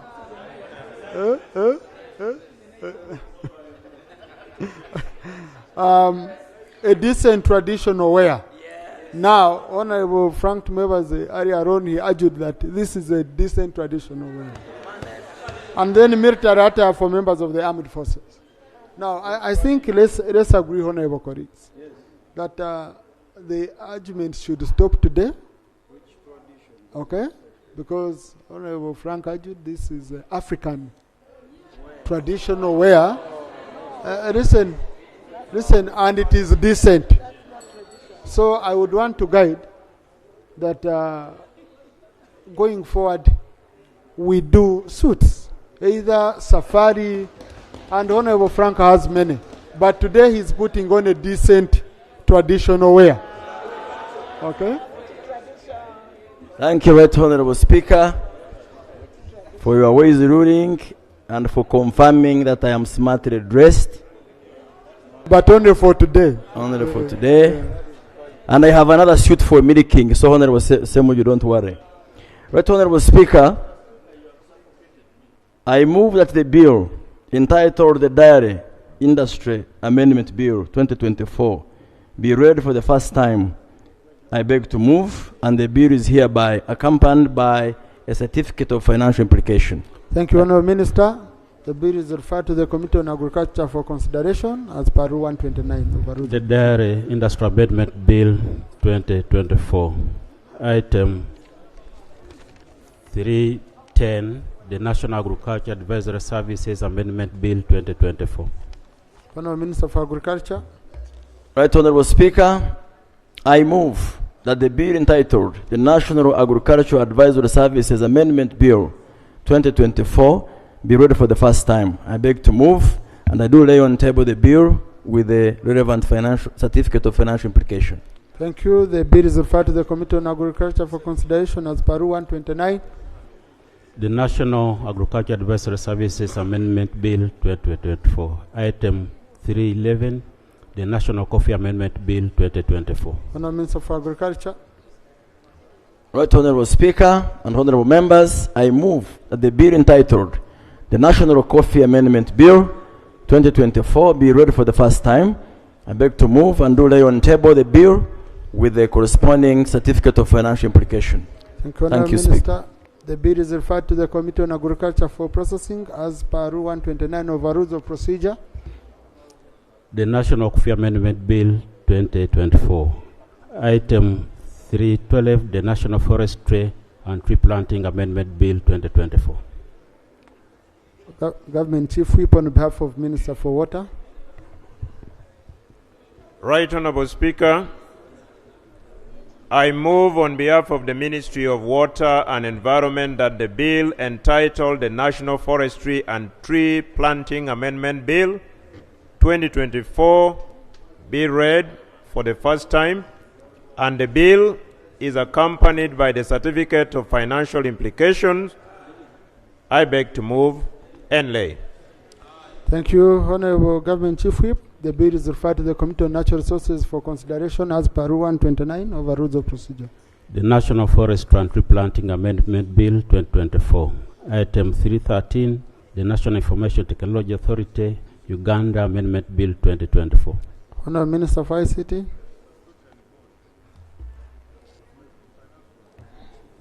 Right Honourable Speaker and Honourable Members, I beg to move that the bill entitled the National Information Technology Authority Uganda Amendment Bill 2024 be read the first time.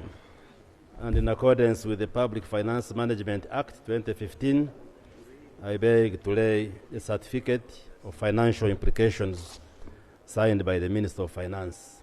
I beg to lay.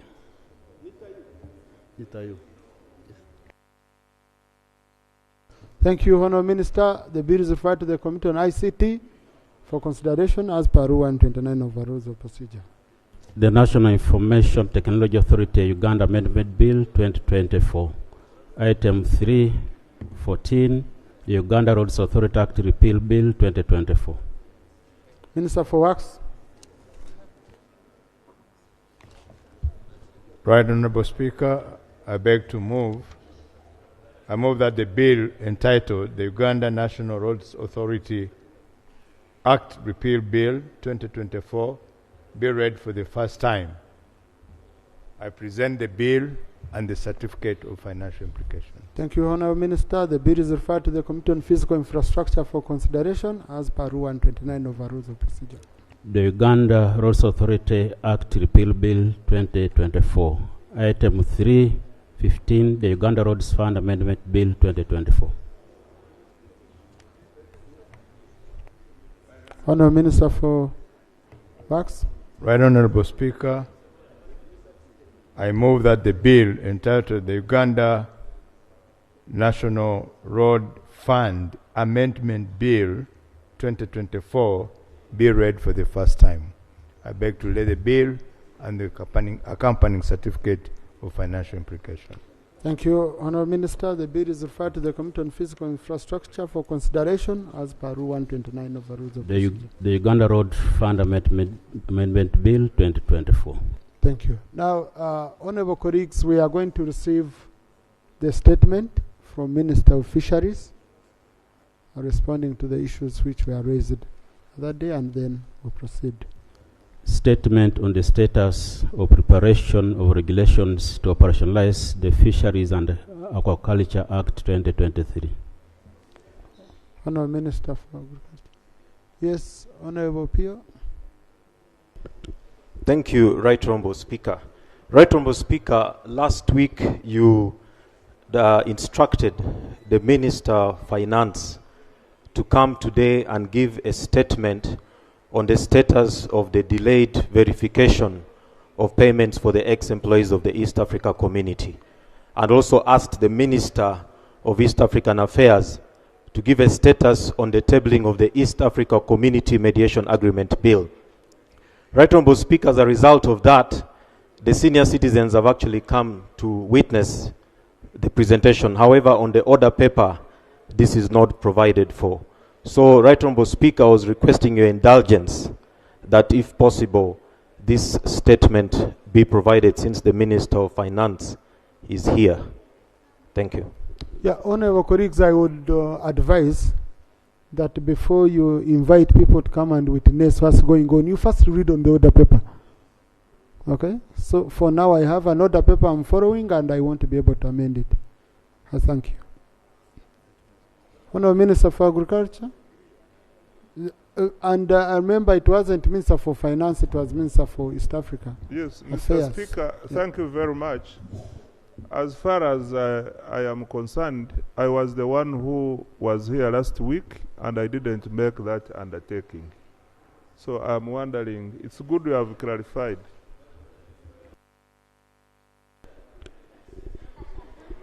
Thank you.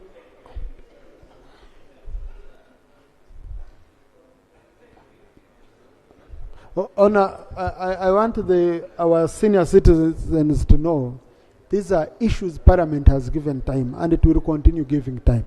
Okay? But next time we can coordinate much better, because I have a lot of competing items. Even when the statements come, sometimes I have other salient issues which I must handle. So next time we can coordinate better, Honorable. Yeah, but the senior citizens must know these are issues we are giving a lot of attention, and Honorable Opio has been at the center of it, and the committee also has done a wonderful job in this regard. Thank you. Thank you, Right Honorable Speaker and colleagues. I am here to give a statement on the status of preparation of regulations to operationalize the Fisheries and Aquaculture Act 2023. I received official communication from Honorable Obua Hamson, the government chief whip, asking me to present the report today. After Honorable Robert Migade Robert, Honorable Migade Robert, and Honorable Moses Kabusu had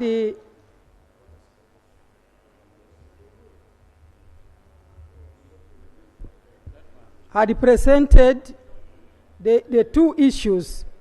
And the two issues at hand are, one, why we have delayed to bring the regulations to Parliament. Right Honorable Speaker, I want to apologize for the delay to bring these regulations to Parliament. Procedure. Honourable Minister, take your seat. Mr. Speaker, a while ago, referring to the order paper, you said we have a lot of business to transact. I don't know how this government works. You are supposed to bring regulations, and you bring a statement to explain why you have not brought regulations, and Parliament, you want to take Parliament time for that? Mr. Speaker, the procedural issue I am raising is whether a minister who is aware that he is supposed to bring regulations must come here and waste our time reading a statement on why she has not brought them. Thank you.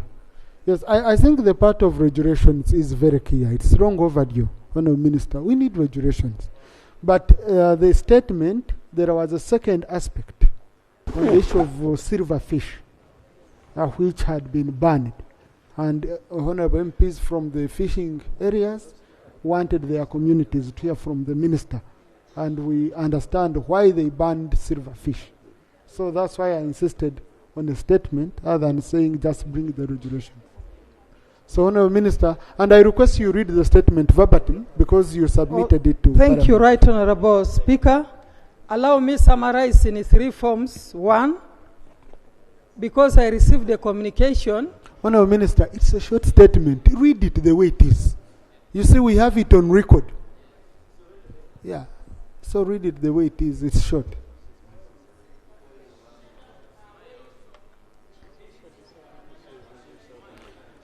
Which part, Right Honorable Speaker? You had reached on one, number one. Yes, as one. you have it there. Yes. I said I want to express my apologies for delaying with the regulations, but right now I want the House to know that we have already distributed this draft to different categories, and we have already given different stakeholders these regulations. What we are now doing is to consult with the different stakeholders, including MPs coming from fishing communities. We are also going to consult with the civil society. We are going to consult with the different fishers, processors. As you are aware, this should be inclusive. It should be applicable, so that when we bring here, should be evidence-based, so that we bring updated version of regulations. Two, we were also asked. Honourable Minister, I request you read your statement, especially on silverfish. Number two, on the assertion by the Commander Fisheries Unit that it is Parliament that has delayed the regulations, I wish to emphasize that it is not Parliament that has delayed the regulations, but it is our ministry, and being under the Ministry of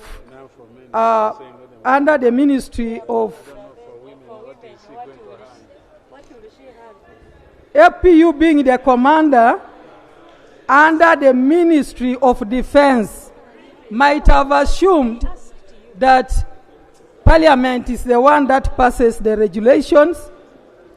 We are going to write to the ministry so that we can interact with and harmonize the position. I also want to wish to clarify that my ministry banned the use of hurry-up, not the silver fishing. In my statement, I advise silver fishers to use other methods, not hurry-up. The fishers know these other methods by different names, such as chota-chota, lampara. These methods, Right Honorable Speaker and colleagues, these methods must use nets with mesh sizes that are not more than 10 millimeter for Lake Victoria, and for Lake Albert and Kyoga, they should not be more than 8 millimeters. The dimensions of the nets for each fishing vessel should be of horizontal length not more than 90 meters and depth of 14 meters for Lake Victoria, 16 meters for Lake Albert, and 4 meters for Lake Kyoga. The use of hurry-up. Honorable colleagues, the minister is reading a statement. We told her to bring a statement, so we cannot start bringing order. Whether the information is wrong according to you or not, that's what she has brought. So the you can use give of hurry-up, Honorable Minister. Right Honorable Speaker. Honorable Minister, please. I think you need to read the rules properly. When the speaker is speaking, you keep quiet. Thank you. We can't continue, huh? Because now a member has raised the matter, he must answer. Okay? Huh? So, honorable colleagues, whether you agree with the information or not, you'll be given a chance of rebuttal, so that you show, no, Minister, the information you've given is misleading. Okay? But we can't stop a minister from reading a statement because we consider the information inaccurate according to us. So, Honourable Minister, conclude your statement. Right Honourable Speaker, the use of hurry-up has not been allowed and will remain banned. Silver fishing is allowed only during the dark phase of the moon, that is 15 days per month, and only waters more than 2 kilometers from the shoreline. All fishers are advised to seek guidance from their respective districts and the MAIF staff, technical team that we have at the districts and sub-counties. I thank you, Right Honourable Speaker and colleagues. Thank you for listening. Thank you. Honourable colleagues, in the public gallery, we have our elders who worked for the East African community, former employees of the East African community. They had come to listen to the statement from the minister. I think Government Chief Whip, I will request you to step out and consult with the Minister for East African Affairs to know when the statement can be ready, so that they go when we've told them, at least when we are going to handle their issue on the floor. And then you can report back there. So thank you. Now, the issue was raised by Honorable Migade and supplemented by Honorable Kabusu, and then Honorable Susan Buvuma had also raised the same. And she's the shadow minister. Honorable Kabusu, no, the rules require us to start with the ones who raised the issue. Thank you, Mr. Speaker. Mr. Speaker, the minister's statement, like you said, was a short one. But for lack of defeating words, was a shallow one. I'm sorry, Mr. Speaker. Shallow in nature that it did not touch the situation as it is in our fishing water bodies. Mr. Speaker, on Lake Victoria, there is a problem between the Nile perch fishers and the silver fish fishers. These ones are all licensed by the Ministry of Agriculture, Animal Industry and Fisheries to engage on waters. And when the Minister of Agriculture, when the Minister of Fisheries suspended or banned fishing, our fishers since January have been waiting for further guidelines and directives from the Minister. That notwithstanding, Mr. Speaker, I do not know whether, like I said last time, whether the Minister of Fisheries is in charge or is in captivity. The directives, Mr. Speaker, the Minister has no enforcement mechanism of all the orders and directives they make. As per the situation is, it is now the UPDF. There is a unit called Fisheries Protection Unit that has deployed, every district has a sector command. They have deployed soldiers headed by captain and other lower rank soldiers to implement.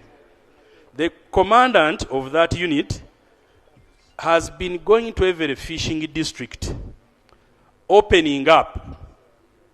And she was saying on a humanitarian ground that I'm giving you 2 weeks, 2 days.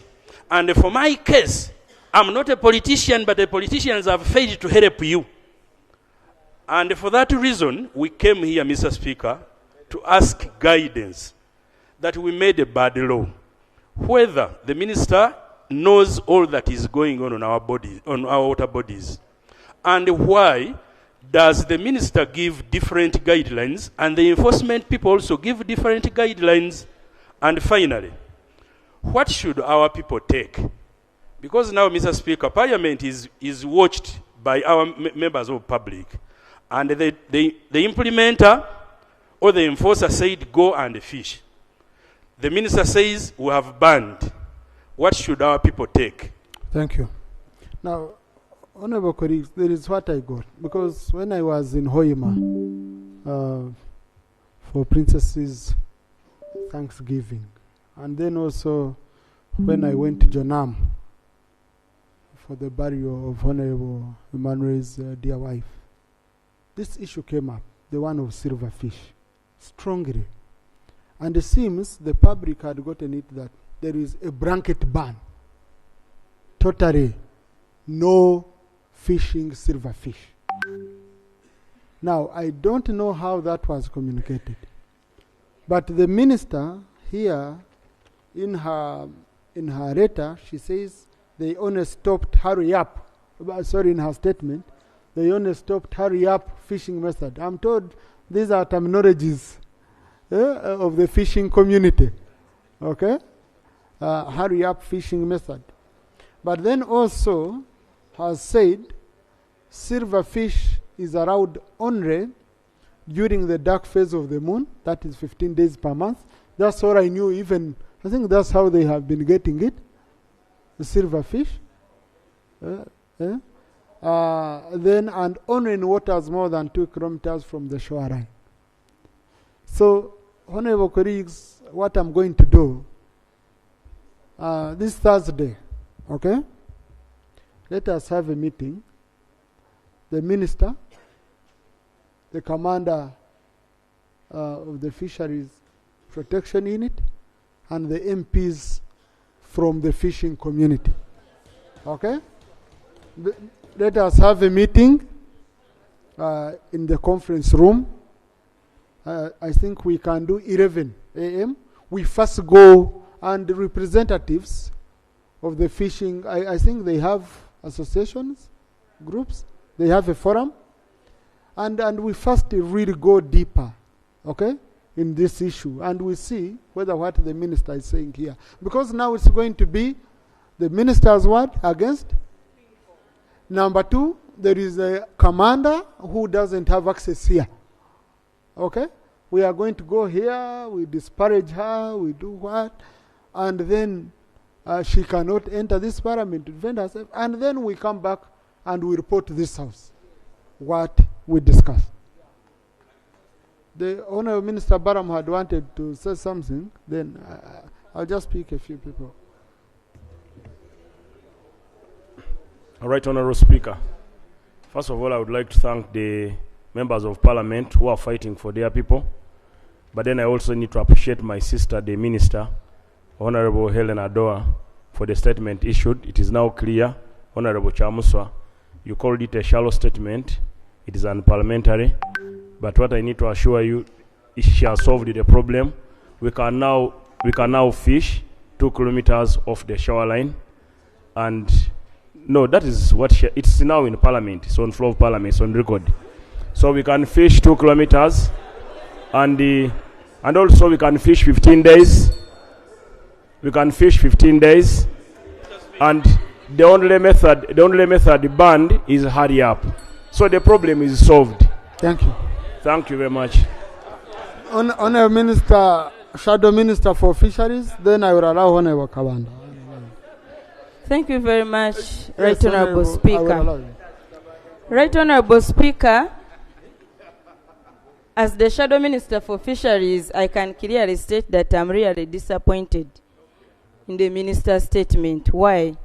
Right Honorable Speaker, the Fisheries and Aquaculture Bill was assented to by the President in 2023 February.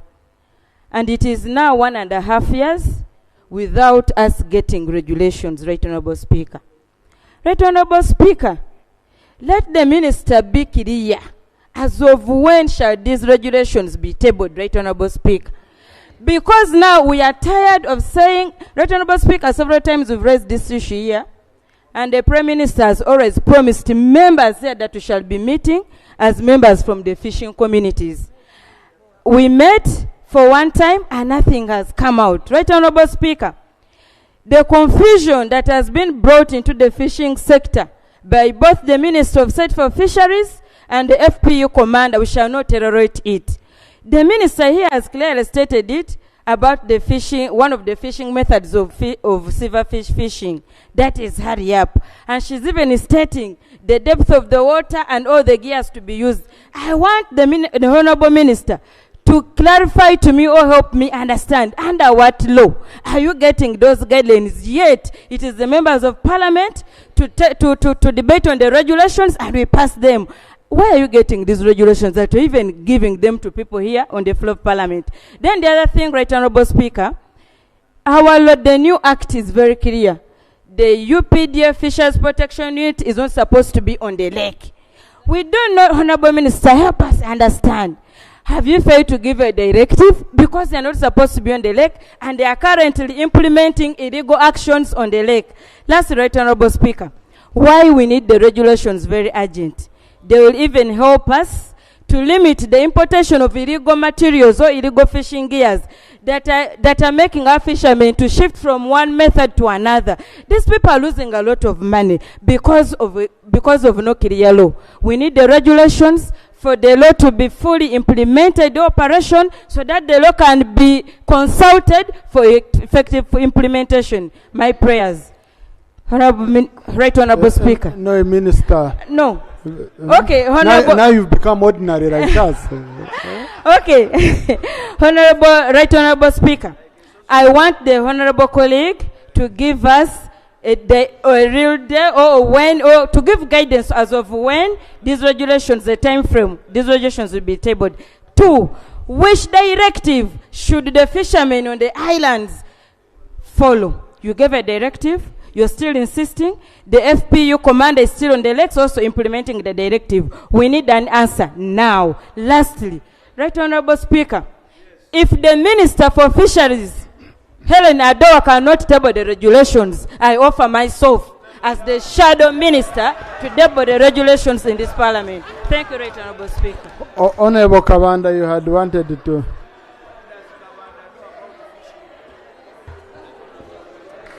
Thank you, Right Honorable Speaker. And mine was just a suggestion because we have already guided on this. You have already said that the Minister for Fisheries and the MPs from the fishing community should have a meeting on Thursday. Maybe there we can have a debate. I am just suggesting that maybe you can also request the Minister for Defense to be part of the meeting, because the Fisheries Protection Unit does not fall under the Ministry of Agriculture, but it falls under the Ministry of Defense. And anything that is to do with the defense, it is the Ministry for Defense to come and answer. Thank you. Not purely you. Honorable colleagues, Thursday, 11:30, conference hall. We shall go deep and we shall come back and report here. Honorable Chief Whip, I need an update. But Honorable Minister, the issue of regulation is not for negotiation or begging. It's a requirement of the law. Within 1 month, we need the regulation. Because we cannot wait all this long. I don't know what the problem is. Yes, Honorable Minister. Most obliged, Right Honorable Speaker. Right Honorable Speaker, as a minister, I can't just bring my own regulations without consulting with the stakeholders. Because when you bring your own regulations, you have not consulted a man down on the ground, it will be difficult. Yeah.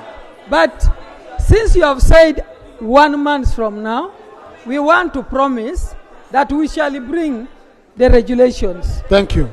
Allow me, Right Honorable Speaker, also answer what they have raised, with your permission. No, we are going to go into this maybe in summary. In summary, I want my honorable colleagues here to understand and to encourage the fishers out there. Nobody should stop silver fishers from going to the lake in the name of hurry up. Right Honorable Speaker, hurry up was a method that was brought by our neighbors. Within minutes, if they put the nets around this compound, within minutes, it will go up to Lugogo. and it depletes lake within a short time. But we have other methods that we have been using all these years. Honourable Minister, let's discuss this on Thursday as I guide, because I know this issue. Right, Honourable. When you see me when we're in insisting, Chankwansi, when you see me insisting, you know this issue very well. I know this issue very well. I know how explosive it can be. Let's first have a meeting of minds on the same. Honourable Chief Whip.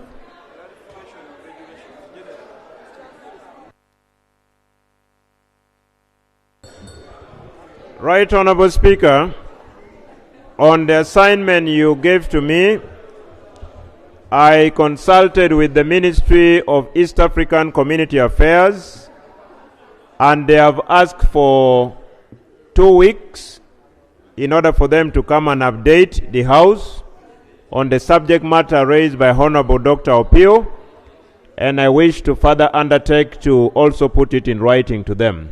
But they have undertaken within 2 weeks, they can update the House. Thank you. Yes, Honourable Do. After Honourable Cooper. But we are not reopening matters I've decided. I've ruled on. Yeah. Right Honourable Speaker, this matter of the former employees of the East African community, one time it came here, there was a brief statement made by the minister which was disputed. She had indicated that she was in touch with the claimants, our elders who are up. And I remember one of the honorable colleagues from, I think, Honorable Waki Corner, also gave testimony that such a meeting had not taken place. So as these 2 weeks they prepare, would it be okay if the ministry touches base with the surviving members who are here, so that they can have a discussion, and by the time they come back here, they have harmonized some of the things, and we avoid going back and forth. Thank you. That would be very helpful. And I think Honourable Government Chief Whip, that's on the same. Honourable Cooper? Yes, Honourable Cooper? Chair, I will reserve the others on the regulations of the fishing bill. Right Honourable Speaker, you look at those old people there. One time we had a meeting in your office, and where you are directed that we would have a meeting with the technical team and then the committee. Now that we have these 2 weeks, like Honorable Odor has stated, can you cause that meeting now to happen between the committee, because now we have new leadership, new members of the committee of the East African First Community, with these elders and with the officials, together with the two of us who have been leading me together with Honorable Achut, such that by the time the minister comes here, maybe we would have even interacted with the minister and the PS. It's a pain for us to be seated here, and year in, year out, we are seeing these elders trekking the road. Some of them have died, some of them struggle to get here without transport. Now they have been called here, they are going back with an answer. So, Right Honourable Speaker, I want to appeal to you that you cause the Committee of East African Affairs Community, together with these elders and the technical, to meet such that by the time they bring a report, most of the issues should have been resolved. Right Honourable Speaker. Thank you. I really appreciate your concern, Honourable Cooper, but you see, this is an issue where I didn't see any contention, much contention, between what the Minister for East African Affairs is saying and what the petitioners are saying. Because the Minister for East African Affairs is saying, look, the ones verified, there is money. Okay? She's saying there is money. And she says, we have even put in papers calls for these people to bring the documentation. Some of the documentations are not complete and all that. So it's not that there is unwillingness, no. But it seems somewhere, somehow, things are not adding up. So when I say, when for example, I rule that they meet the committee, it means the committee also now goes to also meet the other technical people and coming back to report a wrong process. I think the easiest would be the minister to meet the group, okay? And with the two lead colleagues who have been on this, and then we narrow down the issues. By the time of that meeting, Honorable Cooper and Honorable Achut, you can narrow down the issues we go to the minister knowing which issues are we looking at. Right, Honorable Kadaga, you said you have money, but you don't have people to take the money. Right, Honorable Speaker. So, I want to plead. So I don't want to assign this issue to the committee. It will again be repeating. I don't know which report the committee will present that is different from the one they presented last time. So let's handle it with the minister, government chief whip, coordinate this meeting so that the association, the team, can meet with the Minister for East African Affairs. Honorable Chuti. Right, Honorable Speaker, I request that in that same meeting, the Ministry of Finance also be present, because one of the key issues is that Ministry of East African Affairs has already submitted files to the Internal Auditor General under Ministry of Finance for verification. It is now almost a year, but the Internal Auditor General has failed to get back to the Ministry of East African Affairs with the computations so that they can compile a budget and present to Cabinet for approval. So I really request that let Minister of Finance and the Internal Auditor General be present in that meeting so that we can be able to get that issue addressed. Sure. And also the Attorney General, because there is the East Africa Community Mediation Agreement Bill, which the Minister indicated last time that she was also having challenges navigating through the processes within the Attorney General's office to ensure that it is stable on the floor itself. Thank you. Thank you. Government Chief Whip, I think you can coordinate all this. Finance, Honorable Msasiza has given us all the time we ask him for. I don't think he can deny us this time. But in the meantime, you can talk to the Internal Auditor General at the Ministry to be expediting this process in preparation for this meeting. Thank you. So Government Chief Whip, coordinate this. Okay? Please.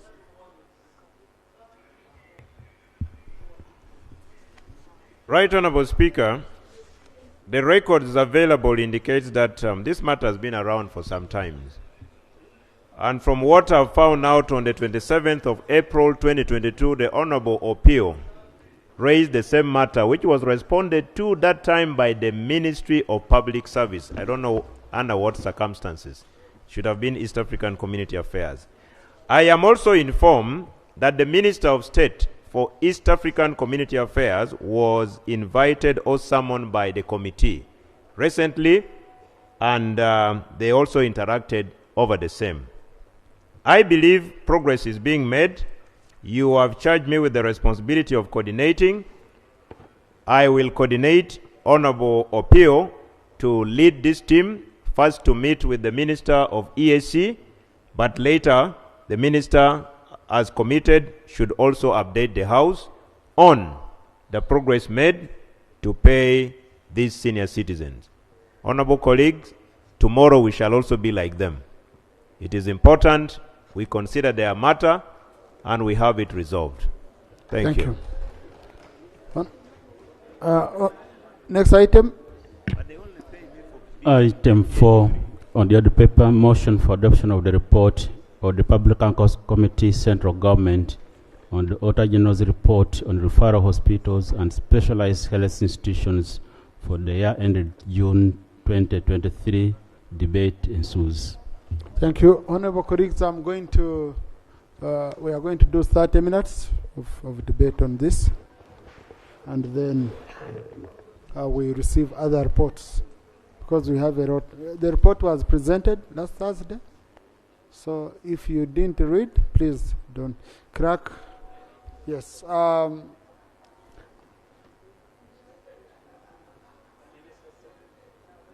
Yes. I'm starting with members who were here that day, who waited for the reading of the report. I put down their names. They are the ones I'm giving priority during the debate. Yes. Please. I have, okay? I have colleagues who left here at 8:45. So it would be unfair for me if I don't give them priority. So I'm trying to see some who are here. Honorable Katabaz Francis.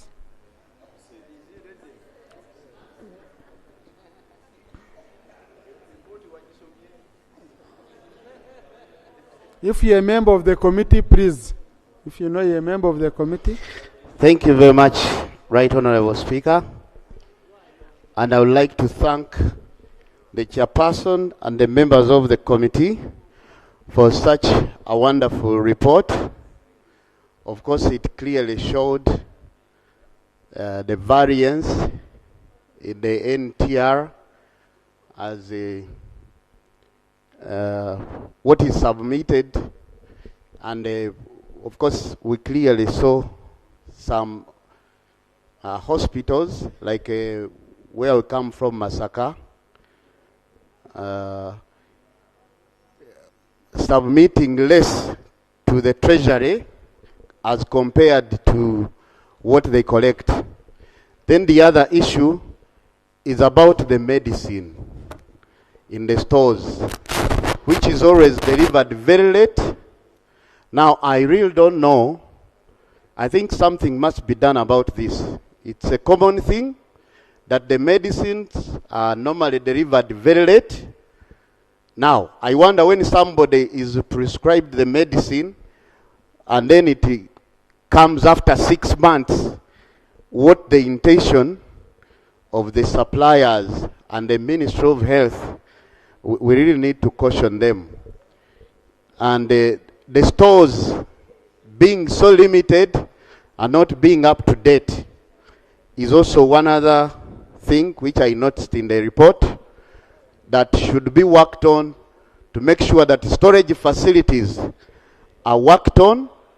There is enough space for the medicines. And then, of course, the staffing levels of the hospitals, they are quite wanting. And the general service delivery, or like when somebody is sick, I think that's why some of us here have had issues going there, and maybe they had to be flown from some other smaller health centers to the specialized ones. Yeah, thank you very much. Thank you. Honorable Dr. Charles Sayume.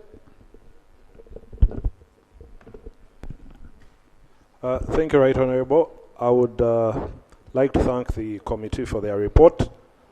Right Honorable Speaker, on the issue of non-tax revenue, the ceiling set by Ministry of Finance are low, and yet most of these regional hospitals and the national referral hospitals have the potential to collect above and beyond. So it's my humble request that Ministry of Finance increases the targets for NTR, but also allows some of that NTR to be spent at source for maintenance and motivating some of these health workers. Right Honorable Speaker and colleagues, if the rules permitted me, Right Honorable Speaker, I would have knelt down that specialized services in this country can't be free. We are in a neighborhood where some of our neighbors rely predominantly on our services. We shall run down our heart services, our cancer services, if we think that in the spirit of Pan-Africanism, our healthcare system, especially the super specialized services, can be entirely free. Right Honorable, as I conclude, the ICU in Mulago, 28 beds, 14, as he had said in his report, are working. And honorable members and colleagues, our ICU services are 2 million shillings per week in Mulago Hospital. But when you go to the private sector, it's 4 million shillings per day. And sometimes members are in the queue, you're spending in the private services, and yet you're trying to get space in Mulago. So it's my humble request that we find that money, 580 million shillings, to recruit the requisite staff so that the other 14 beds can be operational. Finally, Right Honorable Speaker, I'll insist Masaka Regional Referral Hospital needs 590 million shillings for their ICU to be operational. If we can find that money, we'll have saved lives, because we know that highway is a death trap. Thank you, Right Honorable Speaker. Thank you, Honorable Jennifer Mbabazi. followed by Honorable Dr. Singoma Patrick. Thank you very much, Right Honorable Speaker. I want to appreciate the committee for the good report. My submission is going to on two areas. One is on NMS delayed delivery of drugs to hospitals. Right Honorable Speaker and colleagues, whereas we know that delivery of drugs in hospitals is a very big problem in this country, but we should not only look at one NMS as the only problem. We should also look at different factors. In this case, where we notice that even some hospitals would receive drugs after 6 months. There would be delay of delivery 6 months and beyond. But as government, we also need to check our house. We need to check ourselves. How is the factor of release of funds to this entity? What is the process of procurement? We should also not ignore the time prior to market authorization. All these are the factors that cause delay. It is a chain. So as we look at, as we crossfire NMS, we should not do it alone, single-handedly, but check out on the issues like delay from national and regional approval and value assessment processes. All those are the factors that lead to delay of drugs to hospitals. Right Honorable Speaker, we also have a problem of quality of drugs. These drugs that are delivered in hospitals, some of them are no longer of quality. For example, malaria drugs. I find that people are not cured by one dose of malaria these days. You either have to take 2 or 3. So I wonder, and I want to Minister of Health to take interest, what does this imply? The other one is on NTR, non-tax revenue. For money to be collected and not remitted to the consolidated fund is a big problem. It is affecting service delivery of these hospitals. We also noticed that Masaka has 3 hospitals which is receiving money, but with 3 accounts that are not, that money is not remitted to the consolidated fund. So as we look at the causes of delays of these drugs to hospitals by NMS, we should look at all these factors that cause the chain of delay system. I beg to submit. Thank you, sir. Thank you, Honorable Singoma. Followed by Dr. Yunus Apio. Thank you very much, Right Honorable Speaker. Right Honorable Speaker, I would like to join my colleagues also in appreciating the good job done by this committee, Honorable Chivumbi and the team, for producing a very, detailed and informative report. Right Honorable Speaker, my attention is drawn to the utilization of warrants. There is a table 3 on page 20. It gives us an insight on how the money released by Ministry of Finance was utilized by the regional referral hospitals. And we see that out of a total of 545 billion, only 95% was used. That was 517 billion, leaving a total of 27.2 something billion unutilized. Right Honorable Speaker, this is a colossal amount of money. And I note that actually the causes of the underutilization is multidimensional. So many dimensions come in, to inform this kind of problem. And one of the major ones, especially which we are suffering from in Hoima, is the lack of enough funds, enough budget provisions, to accomplish established projects. In Hoima Regional Referral Hospital, we have a project which we began, where Ministry of Health put aside, I think, 1.15 billion shillings to construct the maternal and child health care project. This project was supposed to accommodate, the initial plan was for it to accommodate 120 patients total. Later on, the Ministry of Health changed the design and the project is now supposed to accommodate 250, people. But this also had the implication for the budget provisions, because it meant that the foundation had to be changed. Now, the 1.15 billion is sitting in the Ministry of Defense. For a whole year, it has been sitting there, because the ministry cannot construct, the foundation design was changed, and it now needs 3.5 billion shillings. This money is not there in the budget. It is not even among the unfunded priorities. So we are there. A big referral hospital with a huge catchment area, suffering because of this kind of, imbalance. So I would like to urge the Minister of Finance and the Minister of Health to really now, at least for the first time, they should rise to the occasion and ensure that this project, the maternal and child health care project or complex, which was supposed to construct in Hoima Regional Referral Hospital. And this hospital, Honorable Speaker, is just in the center of my constituency.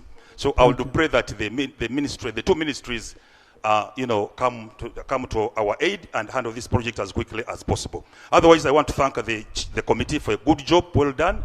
And Right Honorable Speaker, I beg to move. Thank you, Dr. Appiah.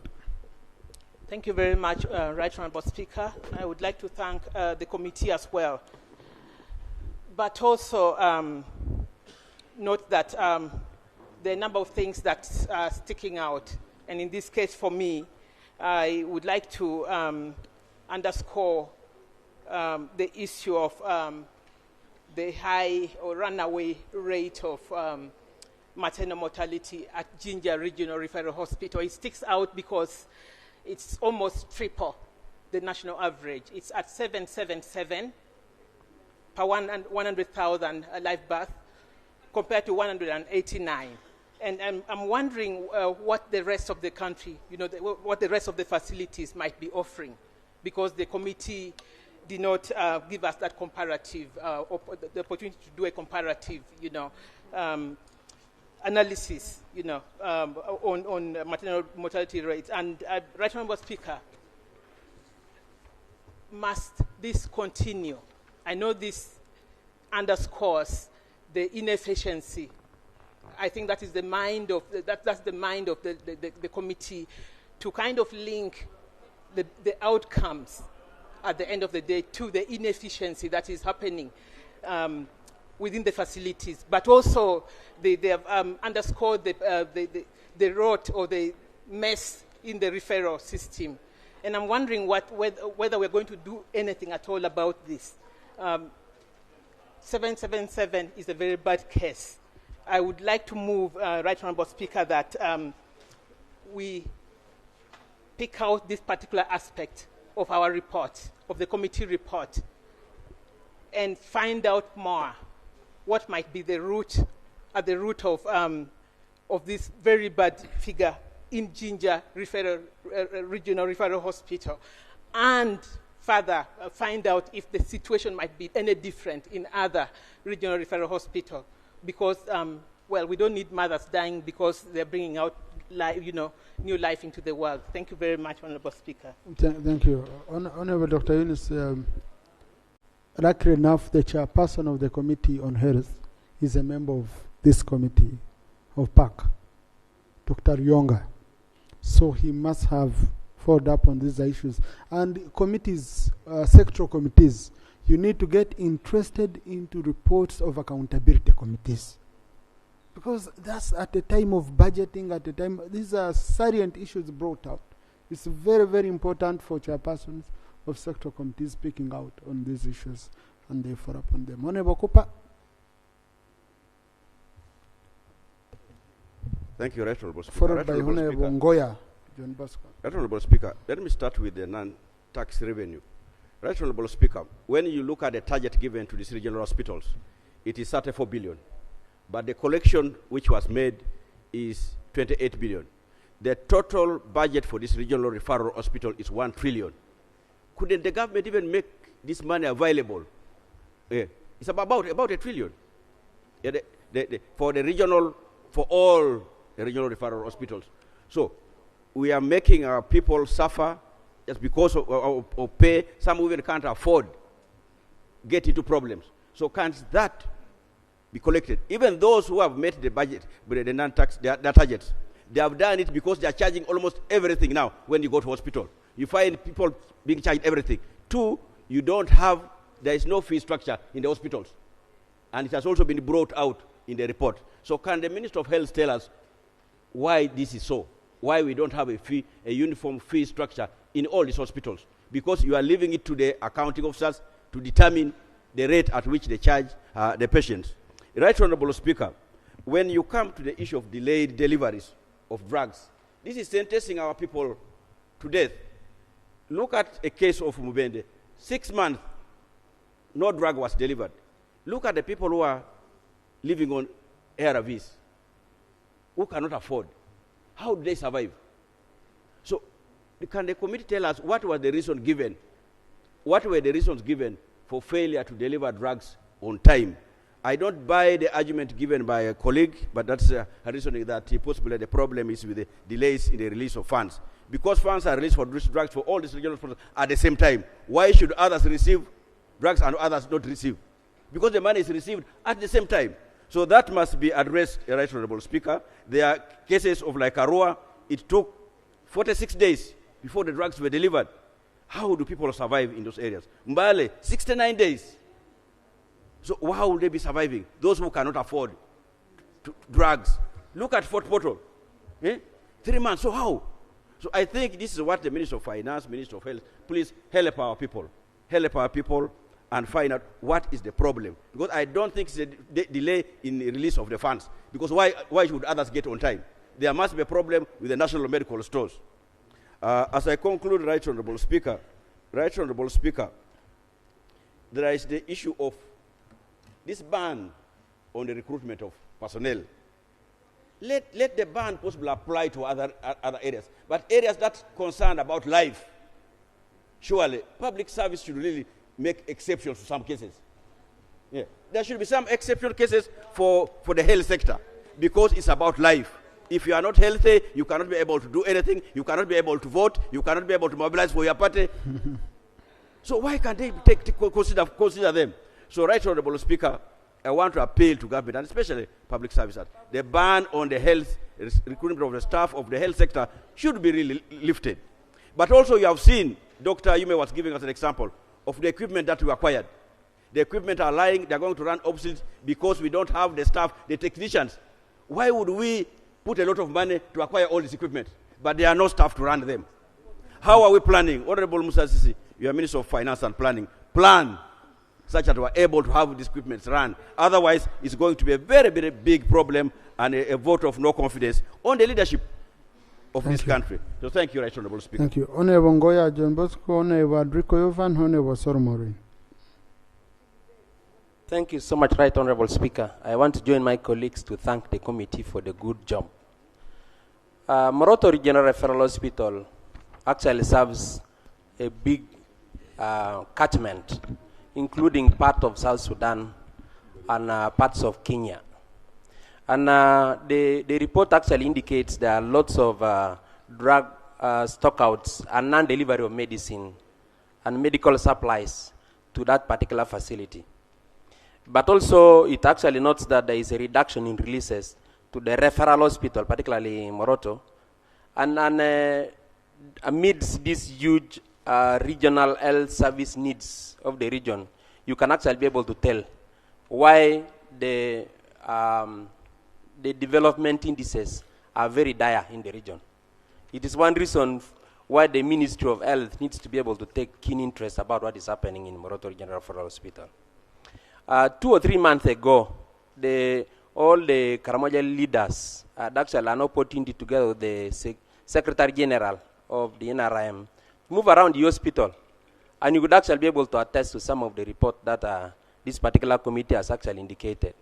You actually realize there are some key equipment that have not been installed. We had a scanner that had actually stayed outside of the building where it is supposed to be housed for close to about 5 months. Just imagine. And in such a region where there is road traffic accidents, there is no scanner, there is no MRI people have to actually move to Soroti, they have to move to Mbale.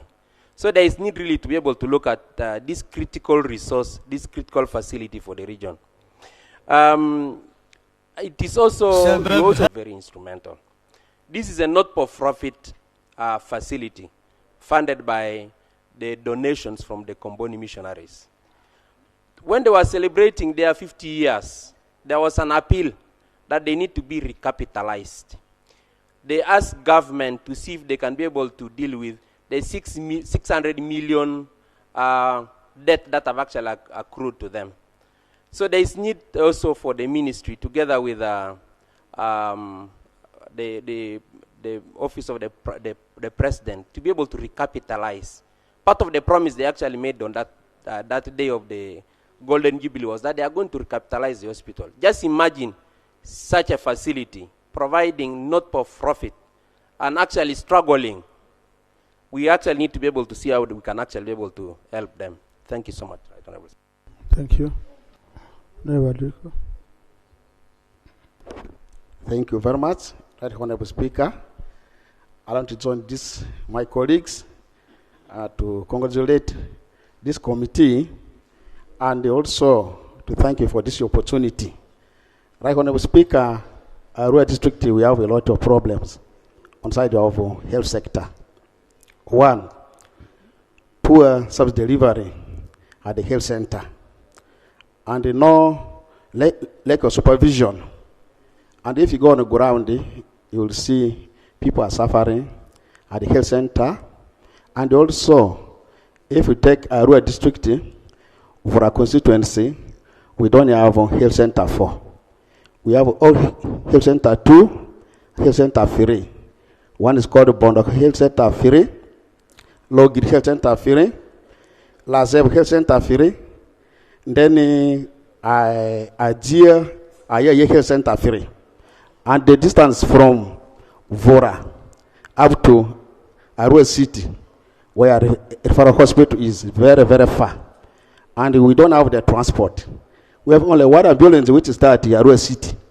But from Vora up to Arua City, you will see sometimes people are now suffering. And if there is any emergency, then to get the transport become a problem. So our people are suffering because Vora is the border between with the Zombo. From border Zombo to Arua for a hospital, which is very, very far. And also, if you go to the ground there, you see there's a lot of problem still of drugs by the technical staff. You will see government will send the drug. After 2 to 3 days, drug is over. This means some technical people, they're always on the ground, busy stealing the drugs of the government. And we're near the border with the Congo. And the number of persons who come and get the service to Uganda are too many. And you will see people are now lining to go and get the service. I appeal to the government to send more drugs to Vora health centers, and also government should really improve our health center 4 of Bondo to become health center 4 and send more staff so that we can deliver service to our people. So, Right Honorable Speaker, I thank you very much.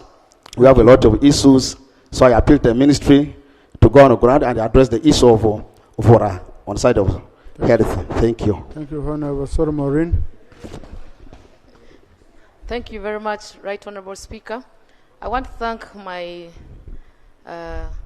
honorable colleague who presented a very elaborated report. First of all, Right Honorable Speaker, Arua Referral Hospital does not only serve the people of West Nile.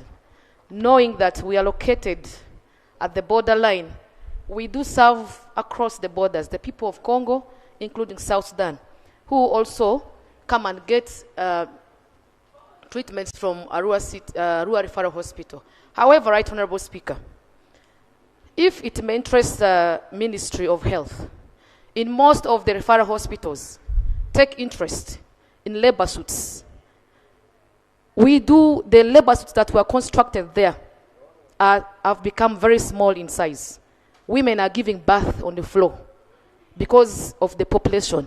And you know, for Arua City, the referral is located in Arua City, it is worse because we have influx of refugees.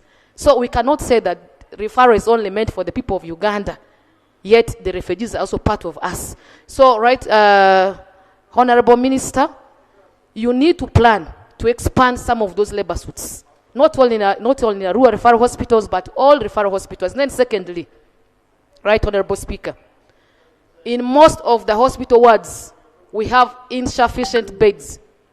The caretakers of the patients are sleeping on the floor and on the verandas of the hospitals. What are we doing as a country? It is very embarrassing.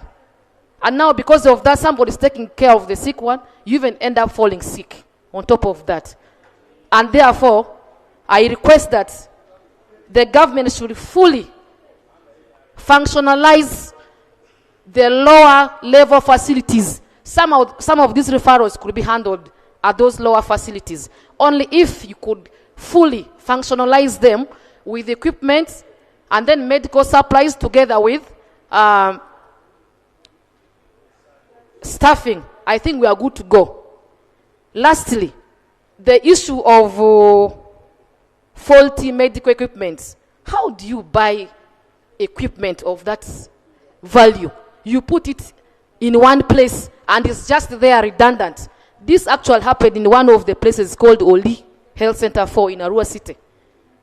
You know, we know very well Arua Referral Hospital is congested.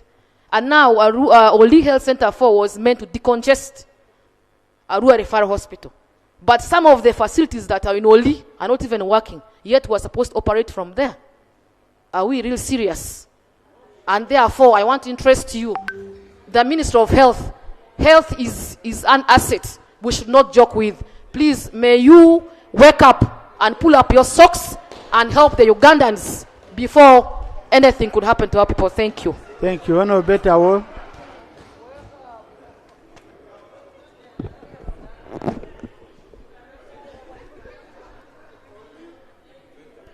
Thank you, Right Honorable Speaker. Right Honorable Speaker, it is very sad when we talk about health. It is always important that we improve the facilities which are within the country instead of focusing outside the country.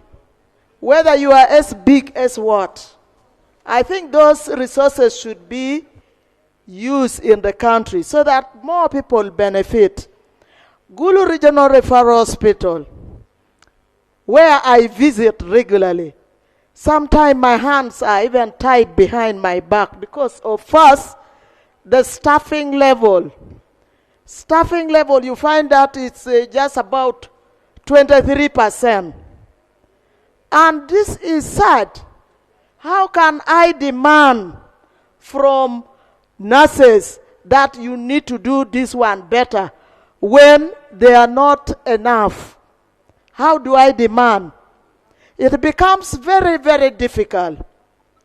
Gulu Regional Referral Hospital would even attract more staffing there if only we could have considered completing the buildings. We should actually host up to over 50 staff. That is an incentive to staff of the Regional Referral Hospital. This building has stayed on, and yet if you look at the building, I am sure if not the park, then the health committee could have seen it, that this building is just left with just very few percentage to complete. The completion is just about to, and yet it has been left there for about 8 years without completing the building. This is very unfortunate. Now, the biggest problem right now with our transport, the Karuma Bridge has been closed. So we have these hospital equipments. We are supposed to use now Gulu Regional Referral Hospital to help our people better. There is this scanner sometime, they say CT scan. CT scan, we have to bring our people up to Kampala sometime because the CT scan is not working. Why should we allow the CT scan or those equipments which are taken to regional referral hospital not to work. We should plan better. We need to plan better to serve our people better. It is not only hospital equipment, but sometimes if you go to facilities in the hospital like the mental health unit, also the city the mortuary, all these are wanting. We need to do better for our people. We must prioritize social services to the people. Thank you very much. Thank you. Now, honorable colleagues, I've listened the line of arguments and the line of debate. Please. You all agree with the recommendations of the committee? Yes. Instead, now, the line is taking a sectoral committee approach. The issues we are presenting here are issues of the sectoral committee. And Honorable Minister, they are direct issues. I don't know why I should disturb you and come and respond to these issues. Do you have a comment? Just a comment. Thank you, Right Honorable Speaker.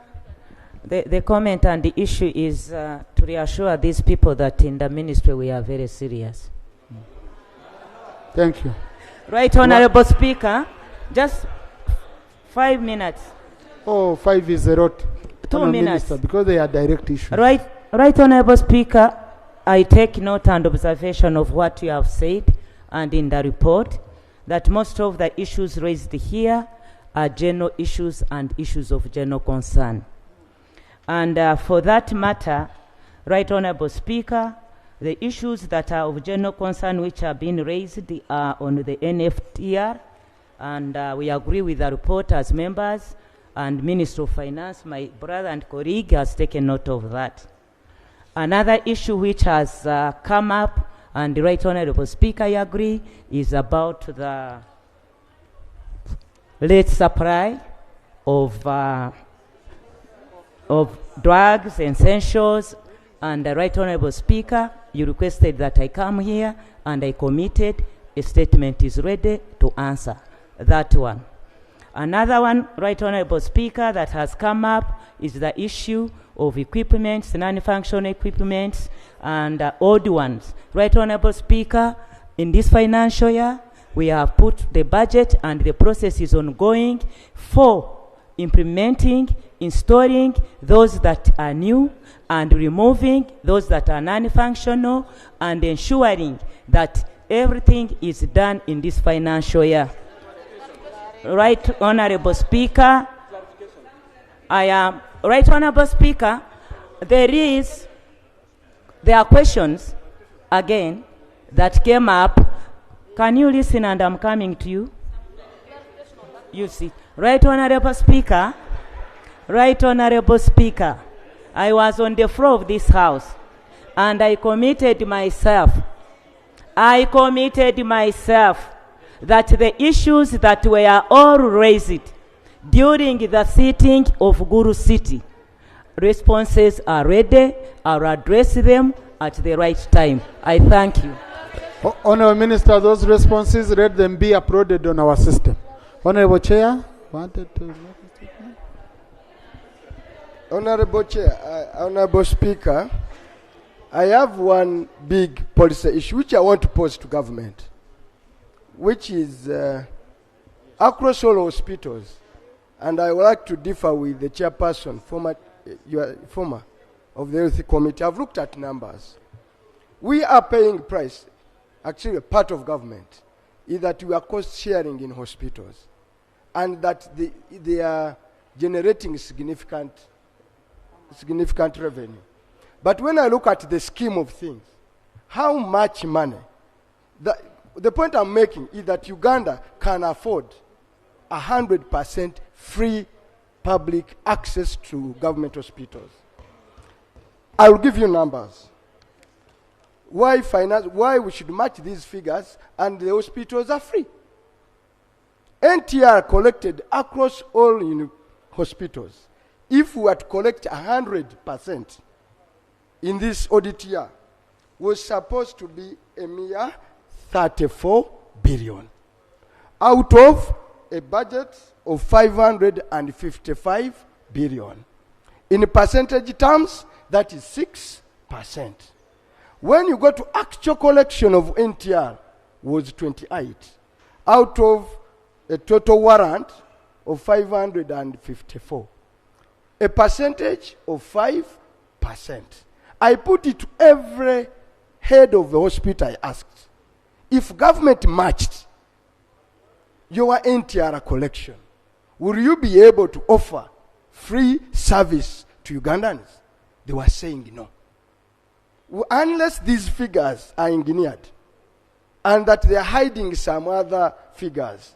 But if they were to be true, Right Honorable Speaker, we are carrying a huge price politically, is that government facilities are for a pay, or for a money that you can afford to provide. Thank you, Honorable. And that's the point I want to pose to government. And if you refuse, in the next manifesto, I will advise my party to offer free services that we shall match this figure. Thank you. Honorable Minister, do you want to comment on that?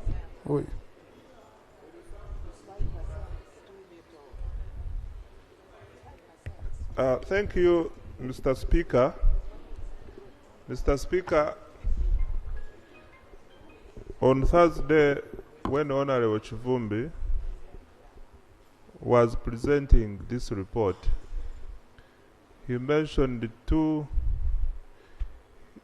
he used the two terms. One is environment, and another one is mischarge. And he kept mixing the two. Environment is provided for under the law. A mischarge is erroneous, is irregular. I thought this clarification, what we are looking for in PAC, our point of concern is a mischarge, because when we look at the environment, as long as it is within 10% and approved by the minister, that one is regular. Point 2, which I would want to invite Honorable Chivumbi to look at in future, are the procurement issues. The procurement issues, sometimes the rules are overridden. We have done procurement audits in many of these entities, and we have found gaps, which I expected PAC to also find, and together, when we are doing a treasury memoranda, we could advise these entities what to do. Mr. Speaker, lastly, pursuant to the requirements of the Public Finance Management Act, I affirm that we shall prepare a treasury memoranda in respect of this report. I thank you very much. Honorable colleagues, I now put the question that the report of the Public Accounts Committee, Central Government, on the report of the Auditor General on referral hospitals and specialized health institutions for the year ended June 2023 be adopted. Those in favor say aye and vacant nay. The ayes have it. Honorable Minister, we shall be expecting the treasury memoranda like you committed. Next item. Item 5 on the other paper, motion seeking leave of Parliament to introduce a private member's bill entitled the Food and Nutrition Bill. Honorable Milton Muuma.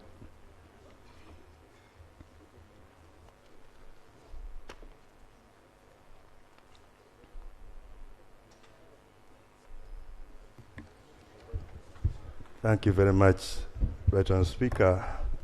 Mr. Speaker, honourable members, I'm moving a motion seeking leave of Parliament to introduce a private member's bill entitled the Food and Nutrition Bill, moved under Article 79 and 94 of the Constitution of the Republic of Uganda, 1995, and the rules 56, 2, and 122 of the Rules of Procedure of the Parliament of Uganda. Whereas Article 79 of the Constitution of the Republic of Uganda empowers Parliament to make laws on any matter of peace, order, development, and good governance, and whereas Article 94 of the Constitution and Rule 121 of the Rules of Procedure of Parliament recognize the right of a Member of Parliament to move a private member's bill. Aware that Objective 14 and 22 of the National Objectives and Direct Principles of State Policy of the Constitution of the Republic of Uganda impose duties on the state to ensure that all Ugandans enjoy rights and opportunities and access to food security, and further enjoins the state to promote food security and nutrition, and requires the state to take appropriate steps to encourage people to grow and store adequate food, establish national food reserves, and encourage and promote proper nutrition through mass education and other appropriate means in order to build a healthy state.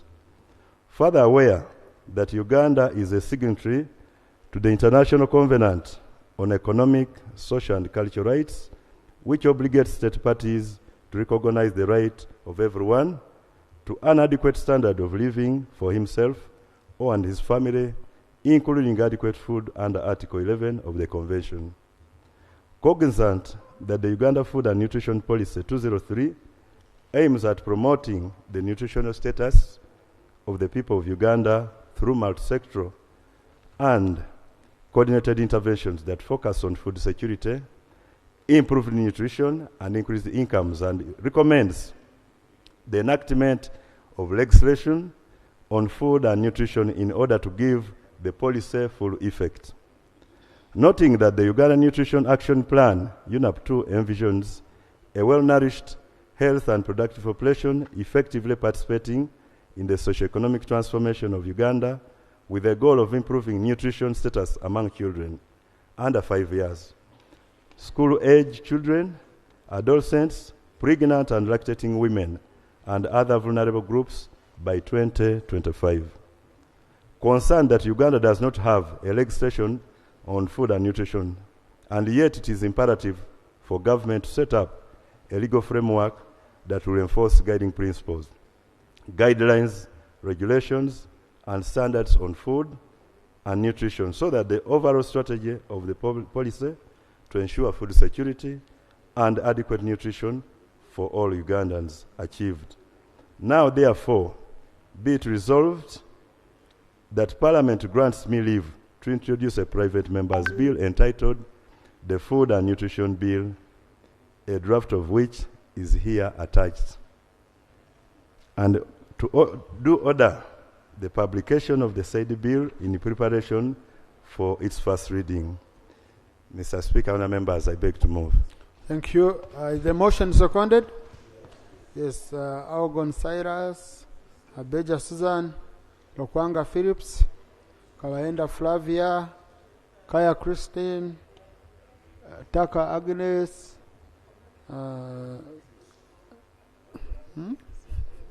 Soro, Obiga Rose, Terego, Kasande, Mushemeza, Chirumira, Bwanika, Mukono, Guru, Oyam.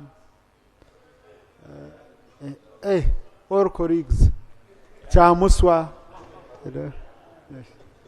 Thank you. Honorable, just 3 minutes speak to the motion. It's very direct.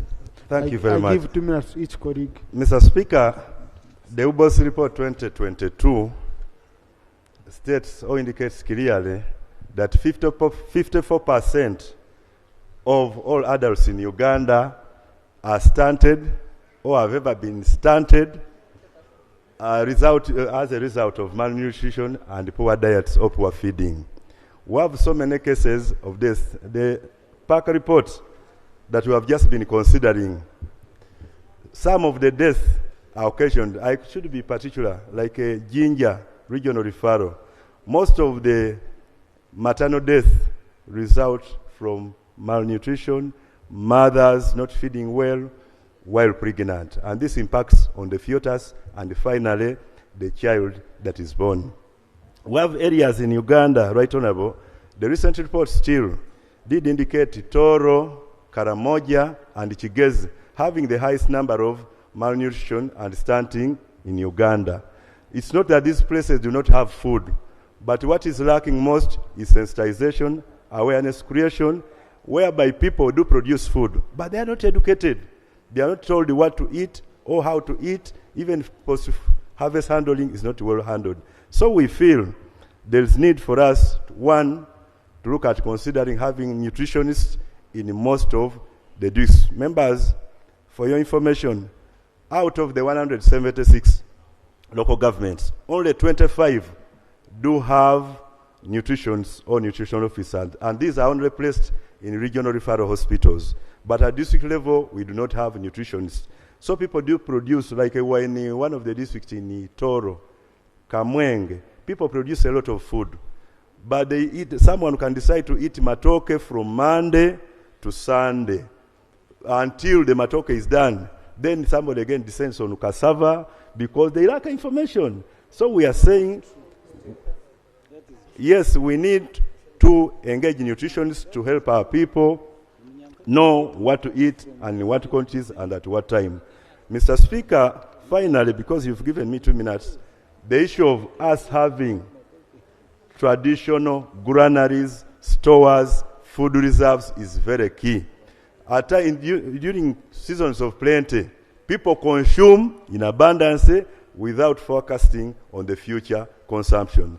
That's why some of our regions do sell off whatever they have during harvest. Then after 3 or 2 months, they're running to government. We need bailout, we need handouts. This is not sustainable. That's why we are appealing to be granted leave to process this bill that will address some of these gaps. I thank you and I beg to move, Mr. Speaker. Thank you. Honorable Algon Cyrus, I'm starting with the seconders. If you read on the order paper, they are listed. Right, Honorable Speaker, We do 2 minutes so that other colleagues can support you. I'm here to stand strong and stand tall to support the mover of this very important motion of seeking leave of this House. And I feel that it's very, very important that we grant the member as a House that leave that is required. Right, Honorable Speaker, he has spoken about nearly everything, but I want to dwell on the legal and planning frameworks. For instance, let's talk about our constitutional rights and mandates, Article 79, Article 94, but also refer to our rules of procedure, 56, 121, 122. Let us talk about the NRM manifesto. When the president and NRM was campaigning for power, they did tell the people of Uganda, we promise you, you'll have enough food. Yes. So, right, Honorable Speaker, we need to fulfill what we tell the people that we are going to provide. We also have to look at SDG 2, which is speaking to the issue of zero hunger. That is very, very important. We have a policy of 2003. How can we have a policy that has been there running for all those years and we do not have a law as a follow-up? It is a major gap. Right, Honorable Speaker, if you look at Uganda right now, the level of stunting in the country is terribly terrible. Karamoja is listed as one of the areas. Toro is listed as one of the areas. We cannot accept to continue with this. Teso is also there. Toro. So I'm talking about something with information. Refer to UBO's statistics. Right, Honorable Speaker, right now, as Uganda, somebody has already alluded to the fact, the move has talked about us being a signatory to most of the international conventions. We cannot relegate on our duty to be people who follow up on domesticating what we have already assigned, put ourselves into responsibility. Right, Honorable Speaker, this House will do Uganda a very good service by giving a gift going towards Christmas, and that is providing a bill and a law to cater for food and nutrition. And right, Honorable Speaker, I think the mover was the right person for this bill. And he deserves to be given the permission to go ahead and process this bill. I can tell you our life will change from today if you grant this bill to this leave to the member. Things will change. I thank you, Right Honorable Speaker. We are here for you to listen, because I know you support us. You support this bill, and the bill will go through. We can do it within 2 months. Yes, I know you, Right Honorable Speaker. You are there for us. You are there for this bill because you know the importance of this bill. Households have Household heads need to take responsibility in providing for food. We must have the national reserve for food. We must have food for this country. I beg to move. Thank you. Thank you. Honorable Abeja.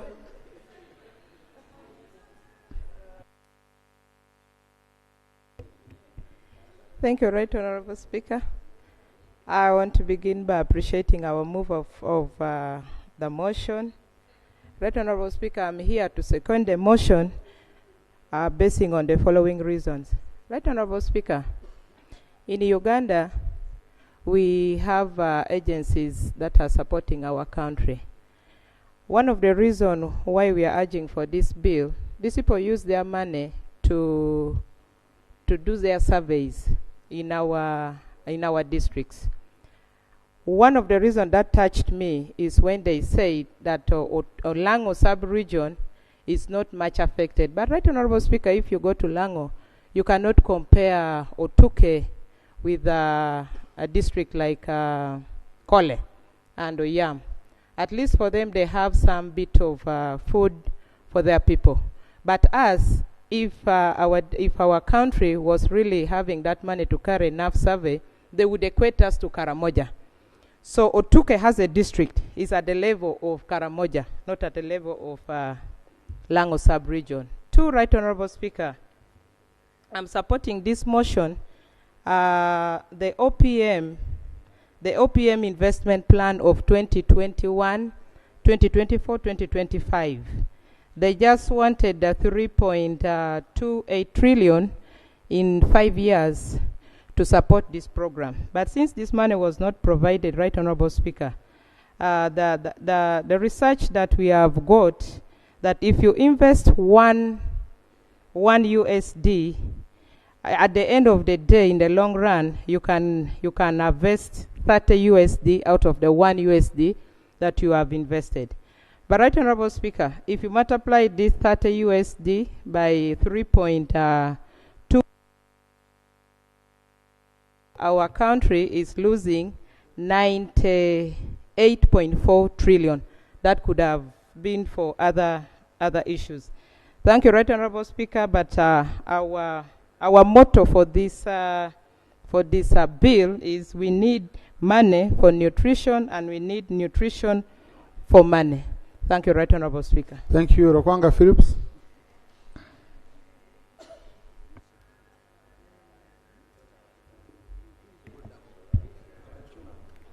Right Honorable Speaker, I stand here to support the motion. When you talk about food, it's a basic for all activities and all human beings. It is a basic. And therefore, when you talk about food, the resultant effect of having good food is nutrition. In this sense, therefore, I support the mover of this motion through many other factors. I am sorry people have talked about Karamoja, but the problem is when you talk about the availability, this food we are talking about should talk about its availability. And when you talk about availability, which food is available? Because much of the food that people may think is food available is food that is poisonous for people. So once we put this law, it will help the nutritionists to educate and inform the community on which food is necessary. Another aspect is the costs. I want to inform all of us that when we feed our community very well, we shall reduce the cost in medical